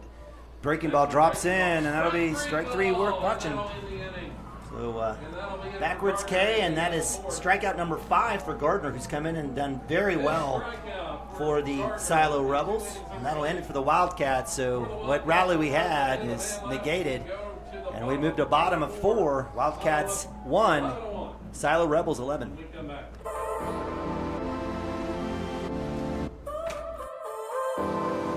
So now you're here again, knocking at my door. A little too late for, I'm sorry for.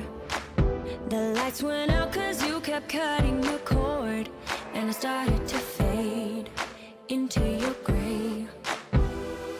This is Grain and Grange Market, the coolest little boutique you've never heard of. Come see us. Wiggins, Sewell, and Ogletree is dedicated to championing our clients through complicated and challenging litigations. We pride ourselves on a proven track record of success brought forth by fierce litigation skills. The lawyers and staff of our firm are dedicated to effective and personalized representation for every client who entrusts our service. Uncompromising integrity, unparalleled results. Call Wiggins, Sewell, and Ogletree, 405-232-1211.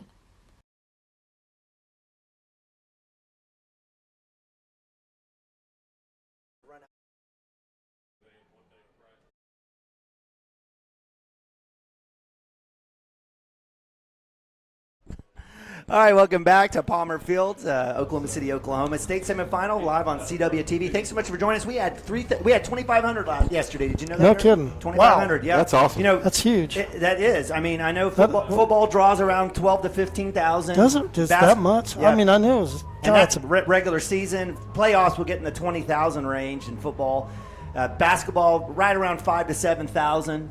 So on a regular season game, we get up to 10 in the playoffs. It's a big number, man. But it is for 3,000 for this squad. I think it's fantastic since this is just our second year to be broadcasting baseball here on the Squirtle Network. But we thank you guys for joining us this season, all season. Again, amazing run for the Wildcats. I mean, these last 3 years have just been ridiculous in all 3 sports. In a town of 180 people, a farming community, be able to do this with kids growing up through the elementary, junior high system, coming up and again, we appreciate you guys being a big part of this. The Wildcats find themselves down 11-1, down 10 runs. Tough sledding here, but again, no one better than Preston Cotter, the junior on the mound for the Wildcats, to try to slow down the Rebels here as we move to bottom of 4. Breaking ball, yes sir, with the strike. Nice job, Cotter, getting ahead. Facing off against number 16, I believe. Is that correct? That's correct. Okay, 16, Carter Parker. Next one to Gardner is low for a. Actually, it's Gardner. See, there you go. Replace that's the pitcher. Yep. That's right. My bad. I knew that. I just checking. That's checking. All right, we appreciate our silo partner here on the other side of the press box, keeping us fresh. Fastball up top for ball 2. So 2-1 count against the relief pitcher Gardner here for the Silo Rebels. I'm going to sit down and try something different. Yeah, why not? Standing up all day definitely didn't work. 2-1 delivery. Breaking ball drops it in. Delicious. 2-2 now here. Nice work by Cotter, mixing up the fastball and spots, getting a couple breaking balls against Gardner. So pitcher versus pitcher duel here as the Wildcats trying to get that. One of these days, I'm going to put a baseball in your mouth and see if you think it's delicious. Why would you do that? I just want to see. It's tasty. It's a great play. If it creeps you out, like using other words, I'll stop, Dirk.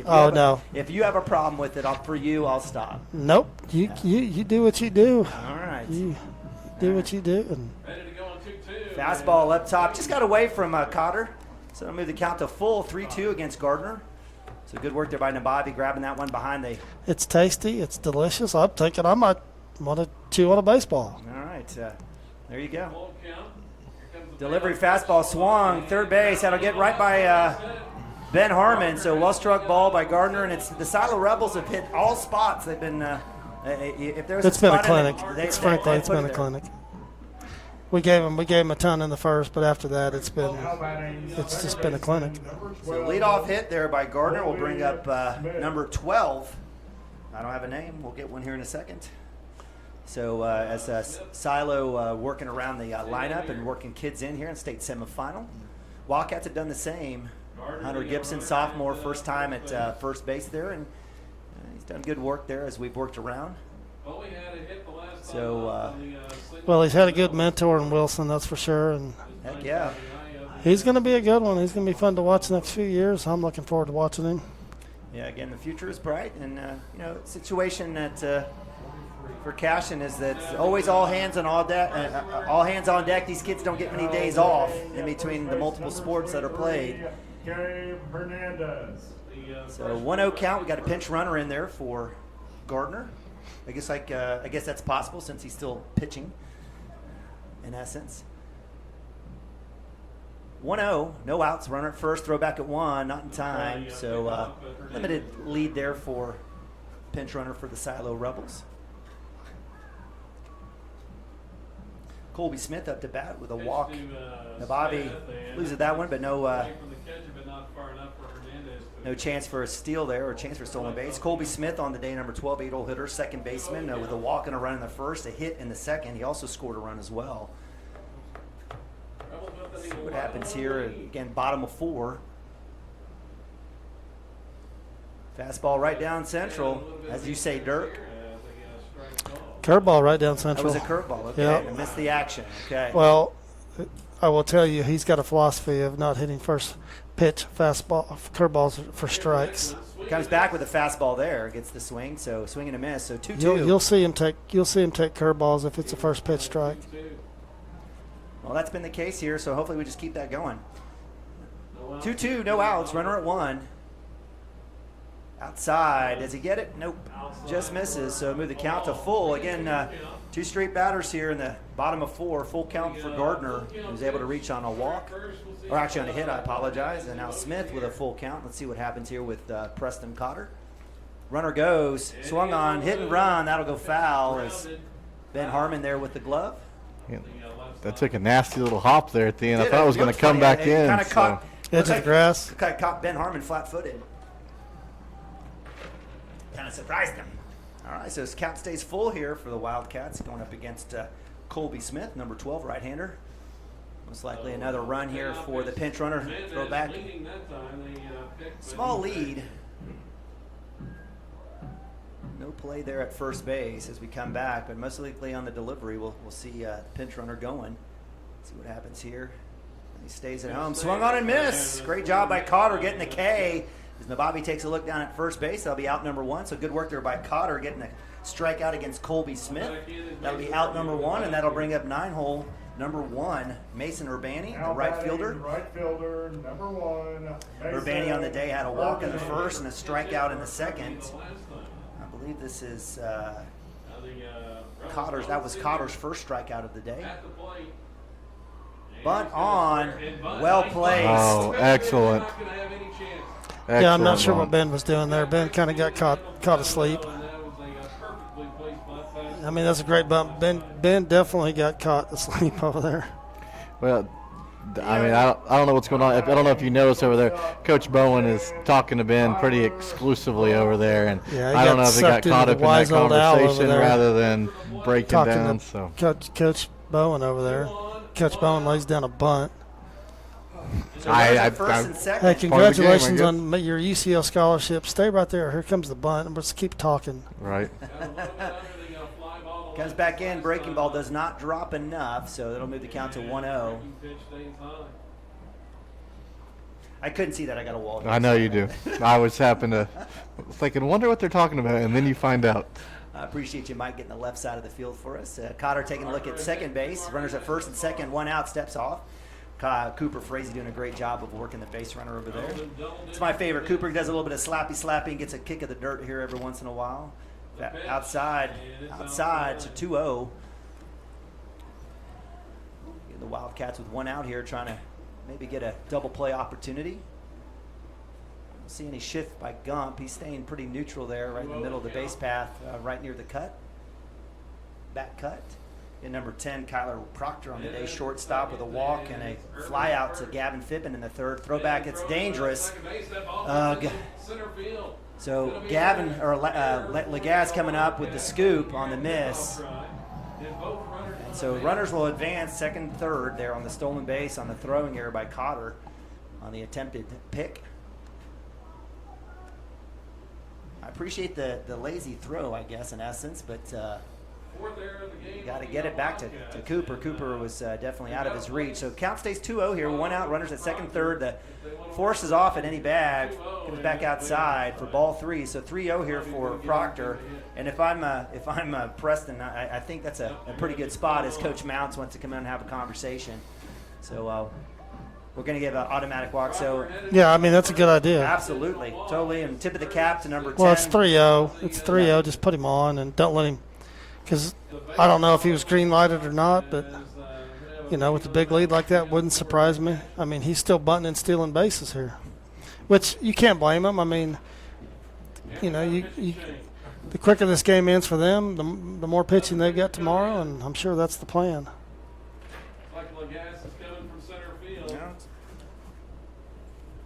All right, so we will have a pitching change as Coach Mound says, Preston, you're done. Give credit to the junior coming in. A couple, I guess, says one in a third inning. Is that 1 1/3 or 2 1/3?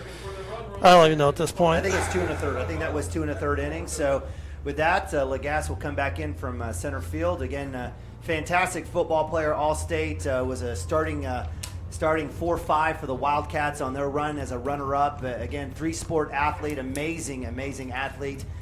We'll see what the Gas can do. He's been called on a few times this year. This, I think, is only going to be his second or third appearance. He had one in the MO tournament, and that's the last one that I remember, fellas.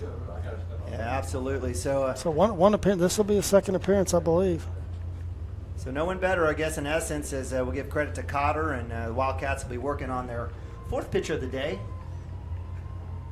As Legas will get his business taken care of. I don't know if he's changing shoes. Well, his wrists are taped up. Okay. He's going to have to cut the tape off. And all right, so as the Gas heads on out, and Bobby will head back out to behind the dish to take a few warm-ups. Mike, how many warm-ups do they usually get in a situation like 7. this? 7 pitches. 7 pitches. All right, so Legas with his Oakley squared away will get kind of warmed up here. He's had a pretty good day. Well, they're questioning the sunglasses, but those are prescription. And yeah.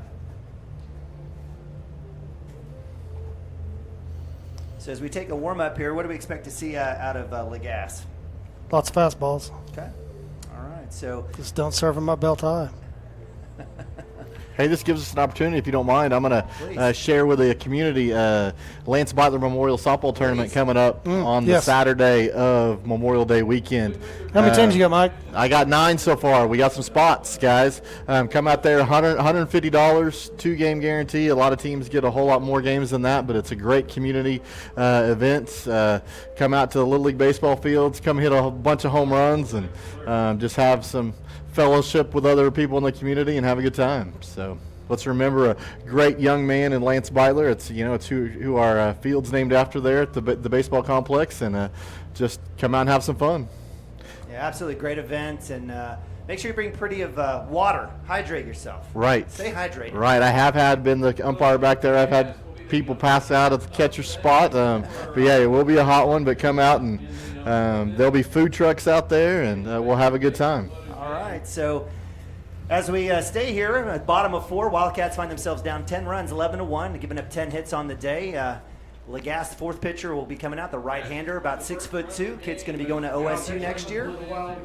Bases loaded here, though, and it's always a tough situation, guy coming in. But sometimes, maybe the mentality is, hey, listen, I didn't put us here, but I can definitely get us out. So, yeah, I mean, 110%. Give everything you got, despite the score. Absolutely. So 100% effort all the time. Cotter goes back to third base. It looks like Ben Harmon will be in the dugout. No, I think he slid to left and Gavin went to center. Okay. So that makes sense with Legas going in to pitch. So little look there to right side. Wildcats were able to get a pick at third earlier in the game in the first inning. I believe that was Gavin Fippen when he started the game. So again, taking a look here, a 2-hole hitter fastball that swung, and again, Connor Cordell, I believe number 14, left fielder, who was hit by pitch in the first, had a hit and scored a run in the third inning. Gets down the count 0-1. Again, definitely play at home as everybody's in, or at least the corners are in. Right down the middle, another fastball that's fouled off. So 2 pitches, 2 strikes.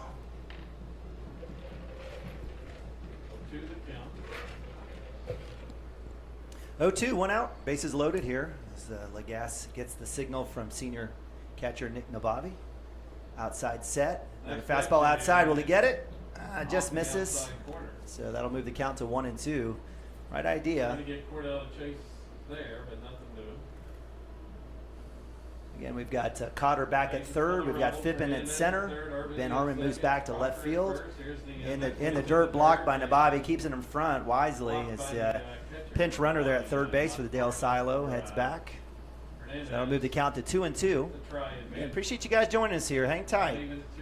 No give up in these Wildcats. We don't want to give up on you. So as Legas takes a look, 2-2 count, 1 out. Right back, fastball in the dirt. That's low and away for ball 3. So another full count here for the Silo Rebels. Bases loaded. Tough situation here.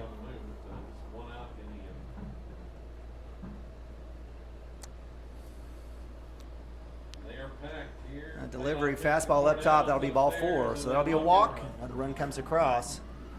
Hernandez is going to score. Cordell with another RBI to tack on to his team lead. So the count will move to 11-1. Or is it 12-1? 12-1. Yes, 12-1. My apologies. I should look at your scoreboard. Hey, I'm trying.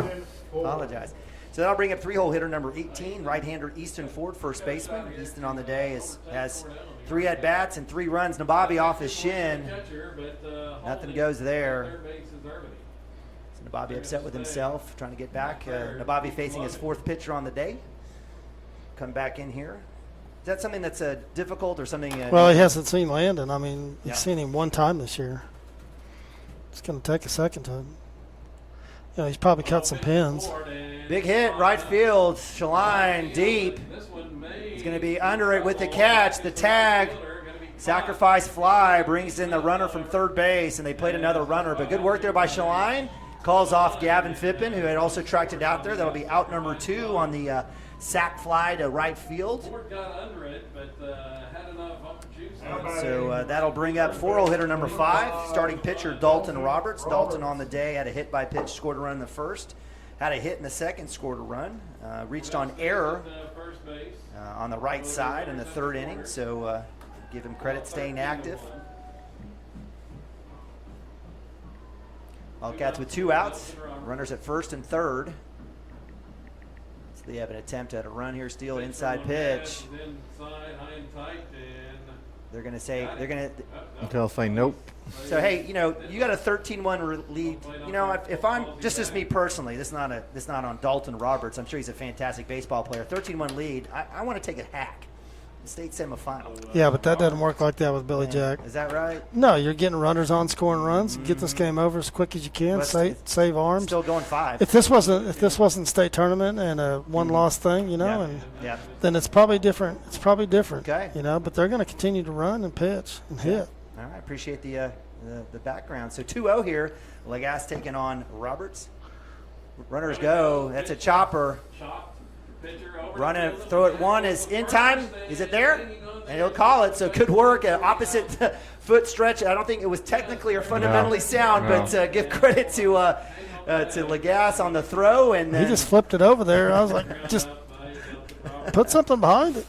No, I think if this is a game 2 weeks ago before the playoffs and we're just playing these guys to play to get better, they're not running with a 10-0 lead. They're not running bases, stealing bases, but it's a state tournament and you can see another pitching chain. Looks like Ford's going to come to the mound.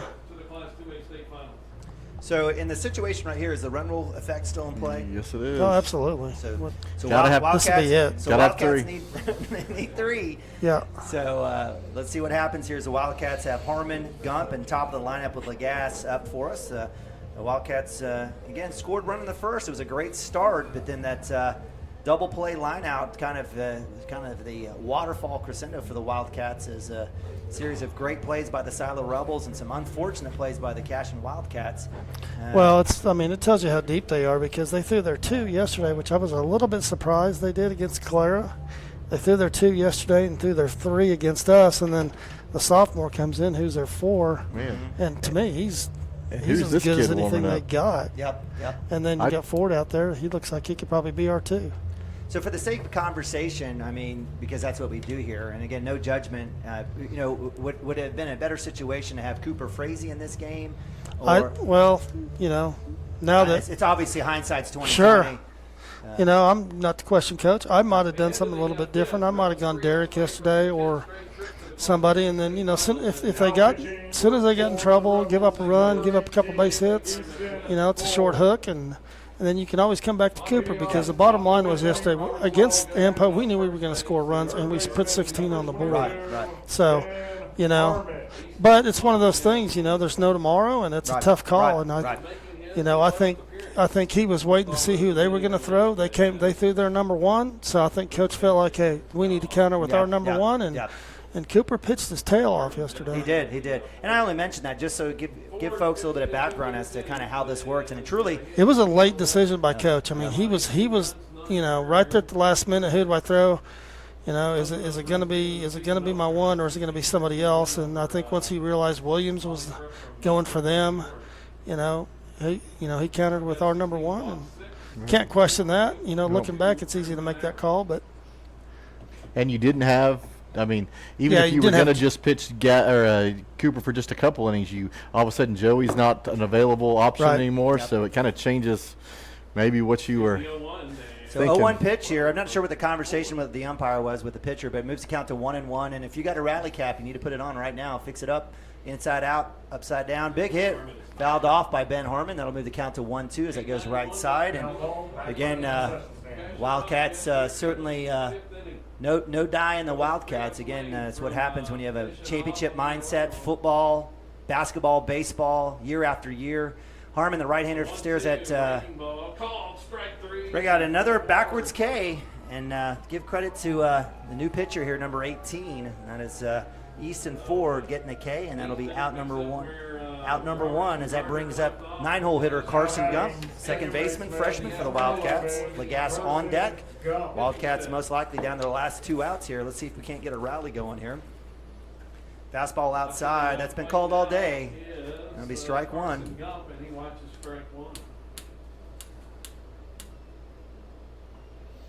Inside for ball 1, 1-1. As Ford kind of speed pitching here a little bit. Take a look as the freshman stares at chopper. Right back to Ford, and unfortunate, it's another 2 feet over his head. That's a base hit. And that's been kind of Cashion's day. Not taking anything from the Rebels. They've actually done wonderful on the offensive side, but Wildcats can't catch a break, and so that'll be out number 2 on the ground out to pitcher. And with 2 outs, Wildcats down to the last gas with Cooper Frazee on deck. And, hey, 2-out rallies have been good for the Wildcats this year. Breaking ball inside, that'll be ball 1. Inside for a ball. Legas on the day had a hit by pitch and a run, had a walk in the first, had a walk in the third. Outside of Legas getting on and Frazee coming through with a couple base hits, that's been about it. I mean, that's been it. That was a tough strike call there, a little low there, but go strike 1, 1-1. Breaking ball outside, 2-1. Says Legas. I'd love to see Legas kind of step out of the box a little bit here, but. Well, that's not his deal. He's comfortable in there. He's comfortable getting. For whatever reason, whether it's slow or fast, there's, like we've talked about him, he does not have a pulse. Chopper to 3. Third baseman misses it. That'll be E5. One of the rare errors by the Silo Rebels. Hopefully he won't be waterboarded or anything by Coach Bowen, but that'll get Legas to first base. That ball hit the grass and just skipped. It did not. It should have taken a hop and it stayed down. So put it in play, guys. Put it in play. So E5 will get to Legas to first base. That'll bring up no one better than Cooper Frazee. Frazee on the day 2 for 2. Well, nobody better is right. There's been nobody better today. That's for sure. He's 2 for 2 with 2 just balls hit extremely hard. I'd like to see him just put one out here to left. Inside shot will come back across as an outside set by Easton Ford. Gets the strike 1-1. It gets Frazee on the breaking ball. Legas decent lead, not a big lead at first base. Things conservative. Shot to right to grounder to short. He's going to go 1. Will it be in time? Is he off the bag? His shoes off. And that'll be an out. And that'll be it. So as the Wildcats on that chopper, fielder's choice by Cooper Frazee, the season does come to an end for the Wildcats, but give credit to Coach Mounts and the bunch. Make it to the semifinals. First win in how many years?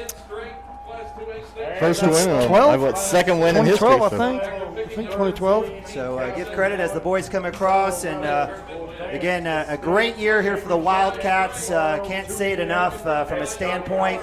No one better than Cashion and the great fans that we have, and they're giving applause to the boys in maroon and golden. Let me just kind of offer up again. Town of 865. Right. 180 kids in your school, right. Farming community, and absolutely dominating all 3 sports the last 3 years. It's Good amazing. Stuff. So Good stuff. nothing to put your head down if you're the Cashion Wildcats.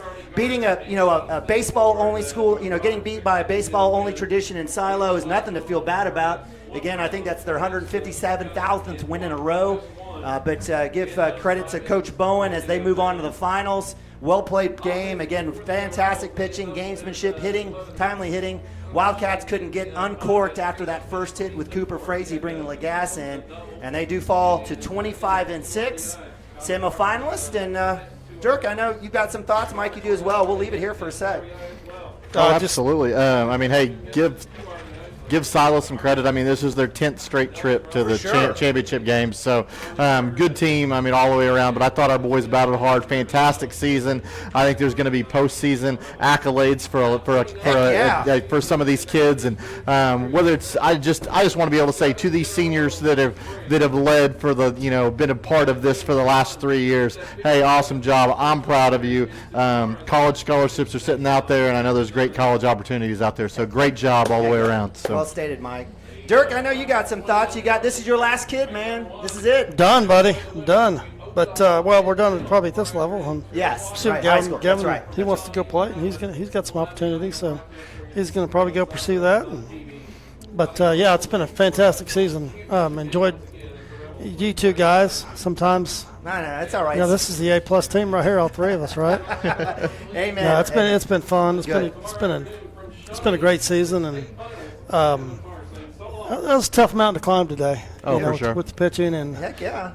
With obviously frankly it was a clinic today, but that's just what do you say? These kids they still played hard and played the game right, and I give him credit for that. And it's been a fantastic season. And, again, congratulations to Coach Mounts and putting this thing together. And, you go back to the start of the season, we got 3 kids that can't play. And that, it would have been nice to have had Hunter. It would have been nice to have, Nathan. It would have been nice to have Jackson the entire season. But you can't cry about it. And he put a good team together and put them out there. And it's a great season. I mean, we blew through a lot of stuff. And, district obviously was easy, and frankly regionals were too. And number 11 team came in, and we cruised right through that, and got a big win yesterday. So there's a lot of things to celebrate. Heck right. Yeah, a lot of things to celebrate. Heck yeah. Hey, big shout out to our 6 seniors, Landon Lagasse, again going off to play football at OSU. We've got Ben Harmon going to play football at UCO. Nick Nabavi, catcher, going on to play football at Oklahoma Baptist University. We've got hopefully we got something good happening for senior Gavin Fippen. Yeah, he's got some options. He's looking around here. He hasn't made a decision yet, and we'll see. Yeah. We'll see what he's going to do, and whatever it is, he's going to have to go work his tail off. That's for sure. So, but you're right. So, awesome class, and we did a senior dinner the other night, and just. You're looking at and you talk about it a lot, but you look at the hardware between those 6 kids, and with combined, right. it's pretty impressive, and I mean, there's kids that play 1, 2, or 3 sports that never have an opportunity to make it here, or in in any state championship. Sure. It's like old hat for these kids, and they, hey, Dad, how was your high school career? Oh, I don't know. That's hard to compete with, right? 400 pounds of worth of trophies and a ton of memories, and it's been a blast traveling and watching these kids play, and I wouldn't have traded any of it for anything. It's not just a blast. We've been blessed. I mean, honestly, just Sure. think about it. I mean, No doubt. Just think about between football, again, the last 3 years, just ridiculous, and it's not going away. So the culture of winning, competing in every single possible thing that you can, whether it's tiddlywinks, golf. Cashion says there's a game out there, we're playing it. For sure. We're not gonna, we're gonna give our kids an opportunity to do everything they possibly can, and they've succeeded. Again, a winning culture. Again, football among the group, basketball, baseball, obviously the future's bright. We missed a couple of seniors. I think Jackson Miller was another senior. We talked about Jackson a little bit. We missed one more senior. Who's the last senior that we're missing? Well, Joe. We got Joe Wilson, yes. Yeah, and I was going to go there, but, Joe's making an effort play yesterday, and, talked to him last night. Yeah, he'd love to have that play back, and probably would probably, but it's a bang-bang decision, and, he rounded second. He said, at the time it was 0-0. He said, I was trying to make something happen, and it was an effort play.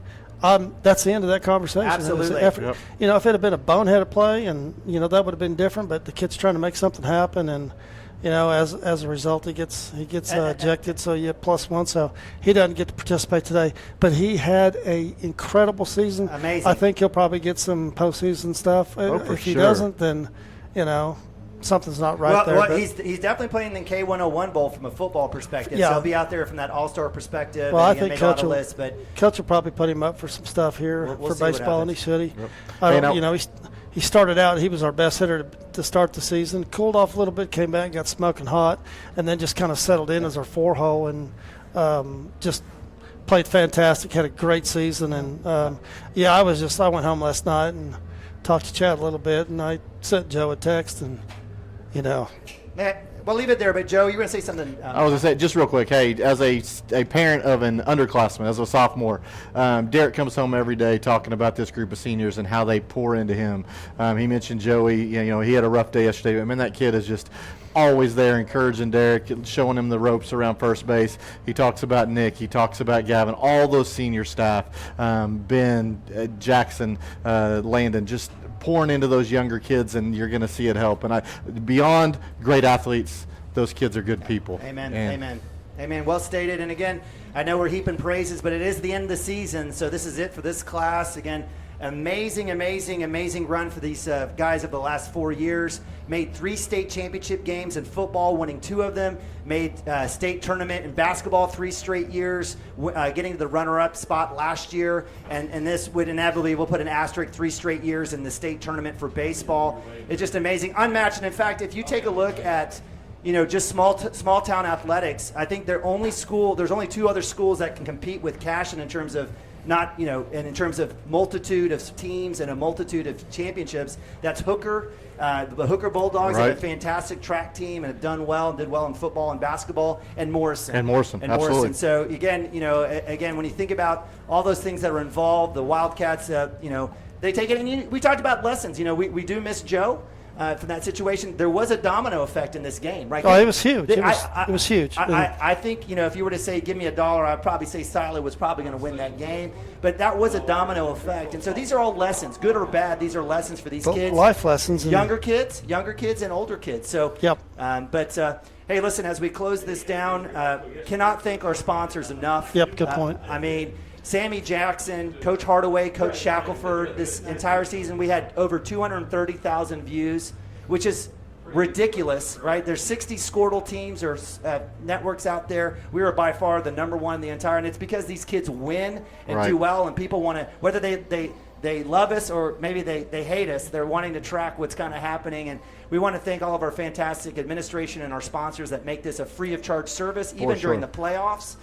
Writing that check, making it happen. And we're not going away. Hopefully with Mrs. Carnes' multimedia team and some of the younger kids coming through, we'll continue to do football, basketball, baseball, softball, maybe do a little bit of I don't know, maybe we might do a little cheer. Hopefully we'll see what happens there. There you go. I know it's hard for cross country and track and golf to kind of do those things, but we'll do our best. But before I have any last words, Mike, you want to, any last words before we take off? I know you heap praises on the seniors. No, great senior, great just season in general. I'm looking forward to going down there and taking pictures with this group as they come out and meet with everybody, and just, hey, appreciate you all senior boys giving their all for all these years. Absolutely. Pay it forward. Dirk, any last thoughts? Nope. I just want to get down and give my kid a hug and tell him good job. Yeah, so absolutely. So it's been fun, and I've enjoyed the heck out of it with you two guys up here. And if I'm not traveling around watching Gavin next year, which I hope I am, when we should be, but if not, probably sit up here next to you guys and some of this stuff next year. Dirk, you got a mic anytime. So, again, for all of us here in the press box, Mike, Dirk, and myself, we can't thank you guys enough. Fantastic ride. You all have been fantastic. You give us hugs. You give us high fives. We appreciate everything that you've done. Love all of our sponsors. Amazing run. Just an amazing run. Again, a culture of winning will continue for the Cashion Wildcats. Nothing to hold your head down here. It's football season now. So big shout out to DeLisi and these guys up here. They've been great. Heck yeah, been fantastic. Appreciate OSSAA. Yep. I will say this too. There is a Red Dirt schedule that has come out this summer. If you guys are in Cashion, they have a lot of games on Monday, Tuesdays at 6 p.m. and 8 p.m. In the months of June and July, starting right at the end of May, but mostly June and July. Come out to the ballpark, see some more baseball. Yeah, it's not over. You're exactly right. Football team camp, 7-on-7 start. We have basketball. We have the OSU OU team camps, as well as a lot of summer for basketball in the Edmond area. Right. And then, of course, baseball. Love the fact that, and that's been the big deal. I've loved Mounts' investment in this team in the summertime and the younger kids, and it's paying off as, as this group moves on. We'll continue to see some other guys. So. Well, hopefully they've set the bar, and, this needs to become the norm. Yep. And it's, frankly, we should have been here 2 years ago. And so, hey, I'm going to say we were here, so that's 3 in a row. I'm going to call 3 in a row. I'm going to say you're 9 for 9 in that stretch. So. 9 for 9, yeah. So, again, you guys can't thank you enough. And if you want to go back 4 years, I know we need to wrap this up. You go back 4 years out there at wherever the heck that was when Harley takes that pick. Canute. Canute when Harley, we're in the championship game there, and he takes one in the head in the box, which was a complete joke. And anyway, that frankly, I thought we should have been here that year, and we were just an out away from being here that year, and so pretty close to being 4. So, it's expect it, and there's a ton of talent coming up, so I think you'll see a lot more of this. Heck yeah! So you guys don't go away. We'll have follow us on Instagram, Facebook, Twitter. You guys, we've got a great social media impact. We've got you guys, Mike, you mentioned end-of-year awards as well as Dirk, so we'll look to see if we can't highlight some of those kids, maybe one or two All-Staters, and opportunity to get some little All-City with the Oklahoma. And the Tulsa papers never cover us, but right. Nonetheless, hopefully we'll have some opportunities to get some kids recognized as they definitely have deserved to get that recognition. So again, for Mike and Dirk, I'm Nima. Guys, thank you so much. What a great, fantastic year. Hate to see it end, but it does come to an end as the Wildcats fall in the semifinals to the #1 ranked Silo Rebels. A big shout out to Coach Mounts and the bunch, going 25-6 on this season. Make sure you stay in touch and follow us. And again, go Cats and God bless. All right, you want to leave this stuff?